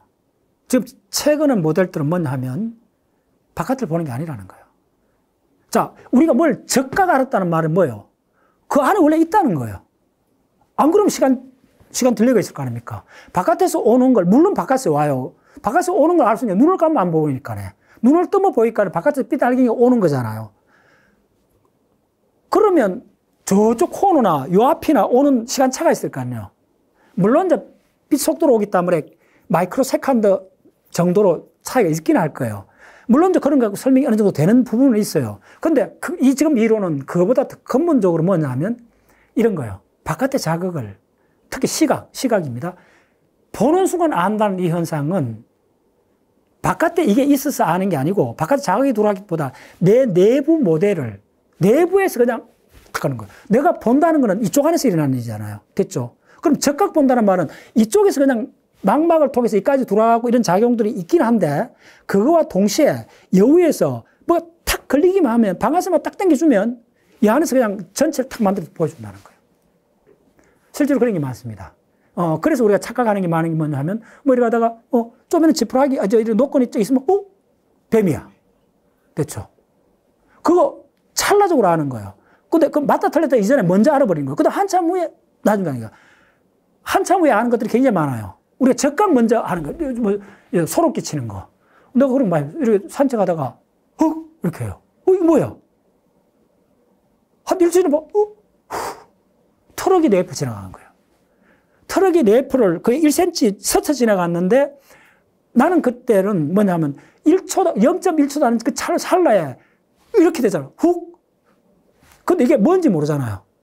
몇 초 후에 지나가면서도 한 1초 후에 저 트럭이 지나가는 거 보고 죽을 뻔했네. 근데 바로 지나가는 순간은 뭐죠? 소름이 끼칠 정도로 내가 알아버리잖아요. 그러다 보면 바깥에서 온다기보다 물론 바깥에서 건드리는 순간 이 안에서 미리 준비된 그 무엇이 푹 해버리는 거예요. 이거 바로 챗GPT에서 프리트레인드 따라오셨나요? 그래서 무슨 이야기를 하고 싶냐 하면 자, 이게 이야기의 핵심인 경우는 요 하나만 들어줄게요. 이게 단순한 하나의 값이 아니고 분포 함수가 돼요. 그래서 어떤 분포 함수가 되느냐 하면, 자, 이거 잘 보세요. 한 예를 들어줄게요. 엄밀한 논문을 보면 이게 그렇게 간단한 게 아닙니다. 이렇게 돼 있어요. 자, 분포가 한 3개 있다 합시다. 그러면 자, 이렇게 돼 있는 거예요. 요것만 이해하시면 이게 거의 자연이나 특히 인간이라는 거의 모든 현상을 설명할 수 있는 메커니즘이라는 직감적으로 느낄 수 있어요. 자, 우리가 유치원이라는 애를 생각해 보세요. 그러면 사전 세계 모델, 사전 지식은 거의 없죠. 사전 지식이 거의 없으면 사전 지식을 이렇게 합시다. 그러면 아주 제로에 확률이 제로죠. 모든 걸 잘 모르는 게 이렇게 돼 있다 합시다. 그러면 야는 어린애들, 유치원에 있는 애들은 그러면 세계상, 이 세계 모델은 어떻게 되어 있나 하면 바로 감각만이 그 세계 모델을 만들죠. 그래서 유치원 다니는 애들은 어떻게 되냐면 세계 모델이 이렇게 감각에 의해서 이렇게 되어 있는 거예요. 됐죠? 자, 이게 바로 뭐냐면 요걸 찍어줄게요. 요게 사전 지식, pH. 그리고 요게 바로 뭐냐면 바로 뭐냐면 원인을 주면 결과를 아는 요 분포 함수예요. 함수예요, 이게. 됐죠? 이게 확률 분포 함수예요. 네. 그런데 자, 이걸 두 개를 곱했잖아요. 오마이 사이언스. 곱했죠? 됐죠? 요거는 뭐냐면 정규화, 요걸 나눠줘야 1 이하의 값이 되기 때문에 확률로 바꿔주는 값이 이걸 잊어버려도 돼요. 바로 요 두 개가 핵심인데 요걸 두 개를 곱해주면 어떻게 되느냐 하면 요 곱해지는 이쪽은 다 제로가 되겠죠. 거의 없잖아. 곱해주니까는 어떻게 되냐면 요거만 대략 해갖고 이 사람이 이 어린애들의 세계상은 이렇게 형성된다는 거예요. 대충 따라오셨나요? 그럼 뭐냐면 자, 이게 무슨 말을 하느냐면 이런 말이에요. 유치원 다니는 애들은 본대로 그냥 반응을 한다는 거예요. 그게 세계라는 거예요. 그렇게 걔들은 거짓말을 못 하는 거예요. 그 말 이해됐죠? 왜 거짓말을 못 하느냐 하면 믿음 이전 지식이 없기 때문에 들어오는 거 그대로가 그 사람의 가능성의 세계예요. 그러니까 안 좋은 거 보면 그냥 울어버리는 거예요. 그러니까 어린애들이 거짓말을 할 그 단계가 있어요. 고전 단계는 감각이 들어오는 게 그 사람의 세계 모델이 돼버리는 거예요. 그러니까 어린애들은 본대로, 본대로 느낀 대로 이야기해버리잖아요. 어른은 안 그렇죠. 어른은 본대로 느낀 대로 못하죠. 근데 할 때가 있어요. 본대로 느낀 대로 할 때는 뭐냐면 그 사람이 현장에 없을 때 하죠. 그걸 뒷담화라 그래요. 뒷담화야말로 바로 인간이 문화를 이루는데 굉장히 중요한 겁니다. 뒷담화를 통해서 그 사람이 권력이 얼마나 센가, 자원을 어떻게 배분하는가 다 그 속에서 정보가 나오거든요. 노골적으로 이야기 못하는 것이 그 사람이 없는 환경에서 하잖아요. 오케이? 자, 이 공식에서 그런 게 다 설명이 된다는 거예요. 그래서 어린애들은, 유치원 애들은 본대로 감각대로 세계상을 만들어 간다. 왜? 사전 믿음이 없기 때문에. 또 두 번째 그림을 한번 그려볼게요. 그러면 어떤 분야에 자, 역사학이나 어떤 한 분야만 전공한 사람은 사전 지식이 어떻게 되겠어요? 사전 모델이, 세계상이 자기가 알고 싶은 그 분야만 이렇게 특출나게 이렇게 돼 있겠죠. 됐죠? 그래, 이게 바로 그 사람의 pH예요. 그러면 그 사람이 요걸로 갖고 그 사람이 가능성의 세계는 어떻게 했죠? 역사학자 같으면 역사 중심으로 한 가능성의 세계가 펼쳐져 있겠죠. 그러면 이렇게 돼 있는 거예요. 그걸 하자면, 가능성의 세계가 이렇게 있다 합시다. 이렇게 있으면 이걸 두 개 곱해줘야 되잖아요. 곱해준 게 바로 뭐죠? 사후 예측이 된다는 거예요. 그 사람이 앞으로 어떤 결정을 할 건가 이걸 보면 안다는 거예요. 그러면 요거 두 개 곱해주면 어떻게 되죠? 요거는 뭐 거의 없고 요거 있으니까 이 사람은 요거에 이렇게 조금 이동을 해갖고 좁빗하게 이렇게 되겠죠. 그러면 자, 요 사람은 그 전문 분야만 알게 되는 고지식한 사람이 될 수 있다는 걸 느껴지는 거예요. 그럼 이 사람이 갑자기 물리학이나 생물학 이야기하면 예측을 못 하는 거예요. 틀리는 거예요. 확률이 떨어지는 거예요. 됐죠? 그래서 끊임없이 가장 좋은 형태는 뭐냐면, 자, 어떤 사람이 있다면, 바로 세계 모델도, 이거 세계 모델이잖아요. 이 세계 모델이 왜 중요하냐면, 이 세계 모델이 바로 예측을 하는 겁니다. 됐죠? 이 예측을 끊임없이 미래를 하나 투사하고, 이 예측이 바로 뭐냐면, 사후 확률, 이겁니다. 바로 이 예측이, 요거하고 요거 곱해주면 요게 바뀌잖아요. 요게 항상 초 단위로 매 순간 갱신되는 겁니다. 오마이사이언스. 매 순간 바뀌어지는 거예요. 자, 이게 챗GPT하고 좀 달라요. 챗GPT는 어떻게 되죠? 짱 하고 현대 자동차에서 딱 자동차 새로 신차를 딱 출품하면 우리가 딱 돈을 주고 샀다 하면 키만 딱 받으면 언제든지 딱 시동만 걸면 나가죠. 이게 바로 왜 그럴까요? 이 엔진 있고 모든 것이 수십 년 동안 수천 명의 엔지니어들이 디자인하고 엔진 설계 다 해갖고 완전히 프리 트레이닝가 딱 갖고 왔잖아요. 시동만 걸면 되죠. 근데 포스트 트레이닝 될까요? 물론 조금 돼요. 그러니까 자동차 뒤에 좀 매니아들은 뒤에 배기가스 좀 바꾸고 약간 하잖아요. 그런 거 있고 또 운전을 또 한 10년 이상 하면 조금 더 능숙하게 하는 그 정도로 포스트 트레이닝이 있긴 한데, 자, 우리 인간은 그하고 완전히 다르다는 거예요. 인간은 백지 상태 아니잖아요. 그리고 매 순간 학습을 해갖고 매 순간 업그레이드 가는 거예요. 매 순간 바뀌어가는 거예요. 그래서 제너레이티브, 생성형이란 말이 인간한테 적용되는 거예요. 예. 그래서 이게 뭐냐면 매 순간 내 예측을, 세계상을 업그레이드 하는 거라는 거예요. 근데 이 값을 계산하기가 워낙 어렵기 때문에, 왜냐하면 우리는 원인을 주면 결과를 아는 걸 잘해요. 원인을 주면 결과를 아는 걸 잘해요. 그거는 그럴듯한 세계예요.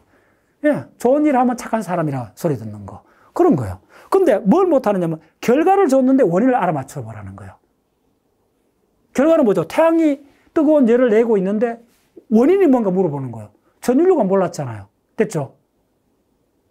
과학에서는 그렇고 인간의 내면의 세계는 뭐죠? 저 사람이 내한테 짜증을 냈어. 항상 친절한 사람이. 자, 짜증을 내는 건 결과죠. 결과를 주어줬잖아요. 그런데 원인이 먼저 찾아내야 되잖아요. 이거 인간관계의 핵심이잖아요. 어렵다는 거예요.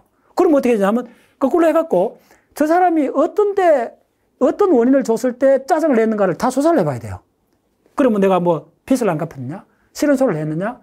그 친구를 욕했느냐? 온갖 것을 집어넣어봐야 돼요. 그랬더니 아, 그 친구는 돈에는 뭐 그렇게 관심이 없어. 그 친구는 뭐 먹는 거에 관심이 있어. 뭐 먹는 거 식당에 갔는데 맛없는 데 데리고 왔어. 그러니까 짜증냈어.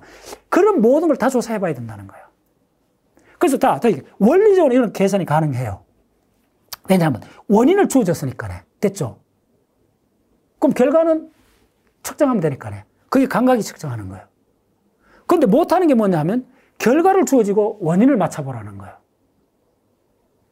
그게 뭐냐 하면 결과는 인간이 말을 잘하게 됐잖아요. 결과잖아요.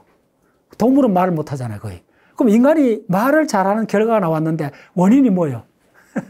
그걸 아직도 다 못 밝혀내는 거예요. 원리적으로 어떻게 되면 원리는 알아도 이 계산량이 어마어마하게 많아갖고 이거 행렬로 계산하는데 이제 그 뒤에 설명드릴게요. 이 계산량이 어마어마하게 많아갖고 매트리스로 계산해야 되는데 그게 그래픽 카드만이 그걸 계산한다 이렇게 생각하면 돼요. 그래서 그래픽 카드가 출현해갖고 이 행렬 계산이 어마어마한 걸 단순화해갖고 인류의 혁명이 일어난 거예요. 다시 말하면 이게 계산량이 어마어마하다는 거예요. 뭐냐면 결과를 주어지고 원인을 맞춰주라는 거예요. 그러면 그 계산을 어떻게 하는지 하나 모델링 해볼게요. 이게 전부 다 브레인에서 있으니까, 자, 브레인의 신경세포가 요렇게 있다 합시다. 요렇게 가면 요것도 한 세포 요렇게 있으면 요 만나는 게 이렇게 있다면 요게 시냅스잖아요. 시냅스가 요 한 세포당 몇 개냐 하면 한 10,000개쯤 돼. 10,000개. 됐죠? 그러면 요거 시냅스 이걸 내가 이거 강의해도 20년 동안 했으니까네. 요 시냅스의 단백질이 세포 하나에 단백질이 20만 종류나 있어요. 그리고 시냅스에 박히는 단백질도 1,000개가 넘어요. 그 모든 것들이 우리 기억에 다 관여해요. 오케이? 그러면 이걸 어떻게 모델링 해야 되느냐? 그러면 어쨌든 자극이 이렇게 진행된다면 이쪽이 입력이잖아요. 그럼 이쪽이 출력이라 보면 어떻게 되냐면 이걸 동그라미로 이렇게 그리는 거예요. 자, 3개를 합시다. 중간이 2개를 합시다. 이것도 뭐 2개 있고. 자, 결과가 만약에, 결과도 몇 개 있습니다. 이렇게 있으면 이게 다 연결된다는 거예요. 이런 그림 보셨죠? 수도 보셨죠? 챗GPT 할 때 항상 이런 게 나와요. 이게 무슨 말이냐 하면, 그래서 여기서 들어가는 이걸 입력단, 이걸 출력단, 그리고 여기서 이제 입력 X1에서부터 똔똔똔 해가 XN까지 가고, 그 다음 이 선은 뭐냐면 연결선인데, 이게 네트워크란 말입니다. 연결선에 그 학습이 일어나는 거는 요 연결선의 가중치가 다 다르다는 거예요. 그걸 오메가 1, 오메가 N까지 있다는 거예요. 됐죠? 그러면 자, 여기 숫자 2를 딱 넣었다 합시다. 시각 인식 패턴에 2라는 숫자가 나왔다면, 이 출력에서 1에서부터 9까지가 있다 합시다. 0에서부터 9까지가 있다 하면, 요 2라는 출력에 빨갛게 불이 들어와야 돼요. 그러면 그걸 4점 트레이닝을 하는 거예요. 이 2라는 패턴을 온갖 다른 형태의 2자를 보여주고, 요거의 가장 값이 높게 나올 수 있는 요 선을 따라가야 돼요. 그럼 요 선에서는 확률이 0.9, 여는 0.95 이렇게 되고, 남들이 0.1, 0.005 이렇게 할당을 해야 돼요. 그걸 프레이 트레이닝이라고 그래요. 이게 천문학적이에요. 이거 뭐 몇 달 걸리고, 이거 하는 게 이 파라메타가 1,000억 개가 넘어요. 오케이? 그걸 인간이 할 수 없다는 거예요. 그럼 어떻게 하느냐 하면, 이걸, 여기 있는 0.2 숫자를 0.2, 0.5, 여기 0.9, 95, 뭐 이렇게 쭉쭉 하는 이걸 벡터로, 요거 행렬이라고 그래요. 요거 하고, 요게 한 단위고, 이걸 이제 계속 이렇게 곱해주는 거예요. 행렬을. 됐죠? 그래, 이걸 행렬 중화등 배웠죠? 2x2. 손으로 계산할 수 있는 거는 3x3밖에 없어요. 4x4만 돼도 어마어마하게 어려워요. 몇 시간 걸려요. 할 수는 있어요. 메커니즘이 있는데, 그래서 이걸 곱하기를 해주는, 행렬 곱하기를 해주는 전용 칩을 그래픽 카드라고 그래요. 그걸 GPU, 그래픽, 그 유닛이라고 해요. 그래픽 카드. 그 다음 CPU는 알잖아요? CPU는, 이게 이제 중앙 제어 장치고, 이거 그래픽 카드가 드디어 이게 이제 NDVI가 장악하고 있는 거예요. 됐죠? 그래서 세계 모든 AI를 하는데 왜 전부 다 NDVI 그쪽만 바라보고 있느냐? 그것을 이걸 이제 대량으로 만들어내는 거예요. 아시겠어요? 예. 그 그래픽 카드는 그 지포스라고 들어보셨나요? 그럼 그것은 이제 계속 발전한 거예요. 그런 거예요. 이렇게 보드가 돼 있어요. 오케이, 큽니다. 그 그래픽 카드를 하는 그게 핵심이 뭐냐 하면 이 신경세포 모델링 해갖고 요거의 요 값들, 오메가 값들을 계속 바꿔주는 거예요. 오케이? 그걸 하는 게 뭐냐 하면 요 값을, 요걸 항상 업그레이드 해주는 거예요. 그래서 성능이 계속 좋아지는 거예요. 그 이 공식 속에 다 들어있다는 거예요. 자, 요약해드리면 무슨 이야기냐 하면 여러분들이 어떤 패턴의 삶을 사느냐, 결론은 가장 중요한 거는, 자, 어떤 삶이 좋으냐 알려드릴게요. 자, 모든 분야에 많이 알아야지. 됐어요? 이거 모든 분야에 많이 알아야지. 예. 분야가 여러 가지잖아요. 살아가는데. 그 다음에 이제 어떻게 되느냐 하면, 그러면 이제 여기에, 어떻게 되느냐 하면, 그럴듯함의 세계. 이거에 의한, 이게 원인이, 자, 설탕에, 자, 커피를 이야기 들어볼게요. 자, 그러면 커피가 맛있는 커피가 있다 합시다. 그러면 커피의 구성 요소를 나눠봐야 돼요. 커피의 구성 요소, 맛있는 커피는 그 조합이 비밀이잖아. 예를 들면 코카콜라 그렇잖아요. 코카콜라 맛을 딱 내는 거는 여러 조합이 있잖아요. 그 비밀 하나하나는 많은 조합들의 그게 히든 변수가 되는 거예요. 됐죠? 그러면 좀 단순한 예로 그 커피 같으면 우유가 들어가고, 예를 들면 저 원두가 들어가고 설탕이 들어가잖아요. 그럼 이게 적정량이 얼마인지 그거는 개인마다 다 다르다는 거예요. 맞죠? 또 아침에 먹을 때하고 저녁에 먹을 때하고 다르다는 거예요. 그래서 이게 분포 함수, 확률 분포 함수가 된다는 거예요. 그게 커피 하나에부터 시작해갖고 내가 수학 문제를 공부하는 방식, 그 다음에 친구하고 대화하는 방식, 이 모든 것도 분포 함수로 봐야 된다는 거예요. 오케이? 애인하고 이야기할 때, 그 다음 사업 상대 이야기할 때 모든 게 다 다르잖아요. 분포 함수로 봐야 된다는 거예요. 그래서 그런 파라미터가 우리 인간의 행동에서는 몇 가지가 있느냐면 1000억 개가 넘다 보시면 돼요. 그걸 다 이 매트릭스로 계산한다는 거예요. 인공지능이 브레인에서. 그러면 자, 대화를 잘하려면 많은 상대를 해봐야 되잖아요. 그러면 자, 내가 저 사업하는 사람들하고 이렇게 하려면 내 그 목적 있잖아요. 그것 따라 잘 조율해갖고 이런 말 한 번 하면 안 돼. 어떤 포커 케이스를 하고 숨기기도 하고 이래야 되잖아요. 그래서 이게 전부 다 히든이라는 거예요. 그런데 내가 말 하다 보면 이런 상대를 만나면 이렇게 표현해야 되고 요게 미세하게 그 부분이 만날 횟수를 반복하면 조절이 된다는 거예요. 최적화된다는 거예요. 그러면 내가 그 다음에 낯선 상대, 다른 사업하는 파트너를 만났을 때도 딱 몇 마디만 해보면 이 사람 이런 분야에 관심이 있고 딱 그 조율하는 걸 갖고 딱 대응을 한다는 거예요. 그게 잘 살아가고 총명해진다는 거예요. 그 머신이 바로 이거라는 거예요. 이게 무슨 산수 계산 미분방지 풀라고 진화되어 온 게 아니라는 거예요. 바로 1초 후를 예측하기 위해서 출연했다고 보시면 돼요. What is next? 네, 바로 그거예요. 자, 그래서 대략 원리 따랐죠. 그러면 그 다음 어떻게 되느냐 하면 이렇게 되면 이 사람의 세계 모델도 세계 모델은 여러 가지 있을 수 있죠. 어느 분야에 다 이렇게 되면 이제 그 다음에 이 사람이 이걸 두 개 곱한 자, 물리 이야기 했을 때는 이쪽에서도 자기가 일가견을 갖고 그 다음에 사업에 관한 이야기를 해도 이쪽에도 또 이렇게 되고 이런 현상이라는 거예요. 그리고 전부 다 이 분포 함수를 확률 밀도 함수입니다.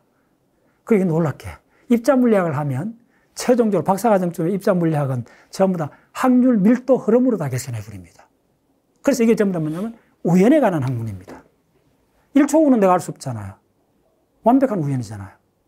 어느 누구도 모르잖아요. 1초 후를. 근데 알 수 있는 거는 지금 현재는 알잖아요. 그럼 지금 현재는 어떻게 만들어졌어요? 무수한 과거.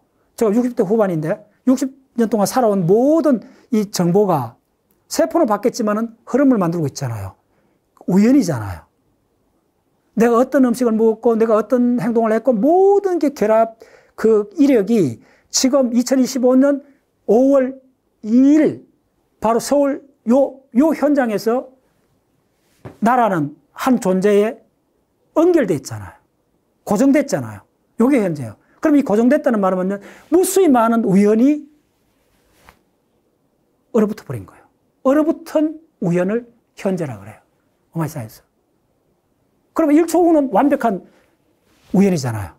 그럼 이걸 어떻게 헤엄쳐나가야 돼요? 1초 후를. 그래서 우리가 의지하는 것은 바로 기억이라는 거예요. 이전에 내가 어떻게 했는가. 그걸 바로 이전 기억이 내가 학습한 거잖아요. 내가 이 배제한 이론을 강의할 것 같으면 이전에 학습한 이론을 요 다음 이렇게 했다는 게 바로 내 세계 모델이잖아요. 그게 들어있다는 거예요. 그게 바로 요구라는 거예요. 그래서 이게 어린애들은 거의 없다는 거예요. 그 다음에 한쪽 분야만 치우쳐 공부한 사람은 요게 한쪽으로 편향이 되어 있다는 거예요.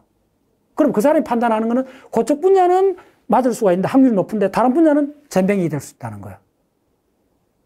오케이? 그럼 궁극적으로 이 공식을 왜 출연했느냐? 이게 왜 인류 가장 중요해요? 이게 바로 브레인의 공식입니다. 왜냐하면 미래를 알고 싶다는 거예요. 그래서 우리가 하는 바로 행동하고 말은 바로 뭐냐면 각은 없어요. 이건 없어요. 오직 현재부터 출발하잖아요. 그렇잖아요. 이건 너무나 당연한데 우리가 타임머신 아닌 이상 과거로 돌아갈 수 없잖아요. 우리의 행동은 지금 여기에서부터 미래를 향하잖아요. 말이든 움직임이든. 그게 바로 이거예요. 이것만 알면 된다는 거예요. 주식시장이나 뭐든 거나 이것만 알면 되는데 이 계산량이 어마어마하다는 거예요. 그래서 어떻게 계산하는지 했더니 요걸 계산한다는 거예요. 그 다음 요걸 2개를 곱해준다는 거예요. 그게 이제 이 공식으로 나타나는 거예요. 자, 그래서 그러면 이게 왜 브레인이냐? 빨리 할게요. 이게 브레인이라는 게 간단한 게 우리가 요 그림을 그려줄게요. 자, 우리가 보이는 세상은 이렇게 산이 있고 태양이 빛나고 사람이 있고 이렇잖아요. 이거 보이는 세상이에요. 그러면 이걸 뭐라 그랬냐면 이쪽에서 바로 원인을 주어지고 지금 보이는 세상이요. 네. 그럼 하나하나 다 알 수가 있어요.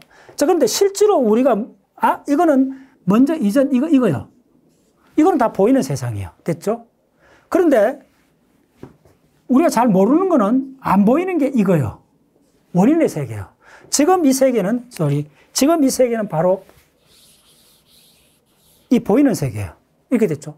근데 이 세계는 이 보이는 세계를 만들어내는 세계예요. 됐어요? 이걸 만들어낸 세계는 어떻게 되는지 모른다는 거예요. 네. 이 만들어낸 세계는 어떻게 되어 있냐면, 몰라요. 산은 뭐 이렇게 될 수도 있고, 이게 확률 분포로 이렇게 있다는 거예요. 됐어요? 그러면 이게 산으로 됐다 했을 때는 이걸 지질학을 알아야 돼요. 조산운동을 알아야 되고, 모든 걸 다 해야 돼요. 그 다음에 이게 어쨌든 뭔지 모르지만 이게 사람이 됐다면, 여기서 생물학 전체를 다 알아야 된다는 거예요. 이게 보이지 않는 세계라는 거예요. 그럼 이거는 오직 학습을 통해서 기억으로만 알 수 있다는 거예요. 어린애들은 약하다는 거예요. 네. 이거는 계속 학습하면서 바뀌어지고, 그 바뀌어진 거 하고, 그 다음에 그럴듯한 세계하고 곱해져 갖고, 바로 미래가 예측이 된다는 거예요. 짧게. 근데 예측이 된다는 걸 조심해야 돼요. 오직 확률로만 된다는 거예요. 일어나고 일어나지 않는 거는, 내일 비가 올 확률이 40%란 말이, 비가 온다는 말이요, 안 온다는 말이요. 우리가 그렇게 접근하지 않잖아요. 비가 안 왔다 해갖고 내일 비 올 확률이 40%인데 기상청에 항의하는 사람 없잖아요. 안 올 수도 있다는 거예요. 이 점이 무서운 거예요. 그 말이 무슨 말이냐 하면 우리가 할 수 있는 학습은 그냥 끝까지 하는 거예요. 그걸 이제 우리 한자 문화권에서는 진인사 대천명이라고 그래요. 그 말도 이 속에 다 들어있어요, 사실은. 공부를 해보면. 우리가 학습을 할 수 있는 건 최대한 하라는 거예요. 그러면 우연히 우리 손을 들어줄 수가 있다는 거예요. 그렇다 해가 그걸 확률적으로 계산할 수 있지만은 안 들어줬다 해가 섭섭하게 생각하지 말라는 거예요. 확률이니까. 요 말 속에 모든 게 다 들어있는 거예요. 그래서 가능성을 최대한 높여주라는 거예요. 그게 바로 likelihood예요.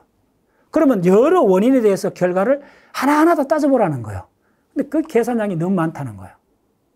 그걸 바로 그래픽 카드가 해주면 된다는 거예요. 그랬더니 이제 바로 1초 후의 세계가 어떻게 될 건가. 아이고, 투 할 때 학생이면 스쿨이 되고, 노인이 같으면 양로원이 되고, 다 바뀌어진다는 그 세계를 알게 된다는 거예요. 자, 예. 마무리해드리면서 첫 편의 이야기는 뭐냐면, 바로 지금은 베이지안 시대다. 베이지안 이론이라는 게 뭐냐 하면, 바로 우리 브레인의 다른 이름이 베이지안 이론입니다. 브레인이 어떻게 작동하는 가 어떻게 알았던 거예요. 브레인은 우리가 살아가게끔 하는 거예요. 바로 현재에서 미래로 살아가게 하는 거예요. 그럼 미래는 우연의 세계예요. 그러면 지금 알고 있는, 지금 현재 연결된, 고정된 우연. 예, 그건 우리가 알 수 있다는, 내 자신이니까요. 그게 바로 내부 모델이에요. 이걸 통해서 앞으로 나가게 된다는 거예요.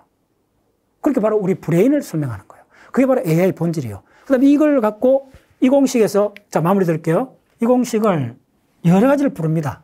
P, 다시 한번 적어줄게요. 원인을 찾는 게 핵심이요.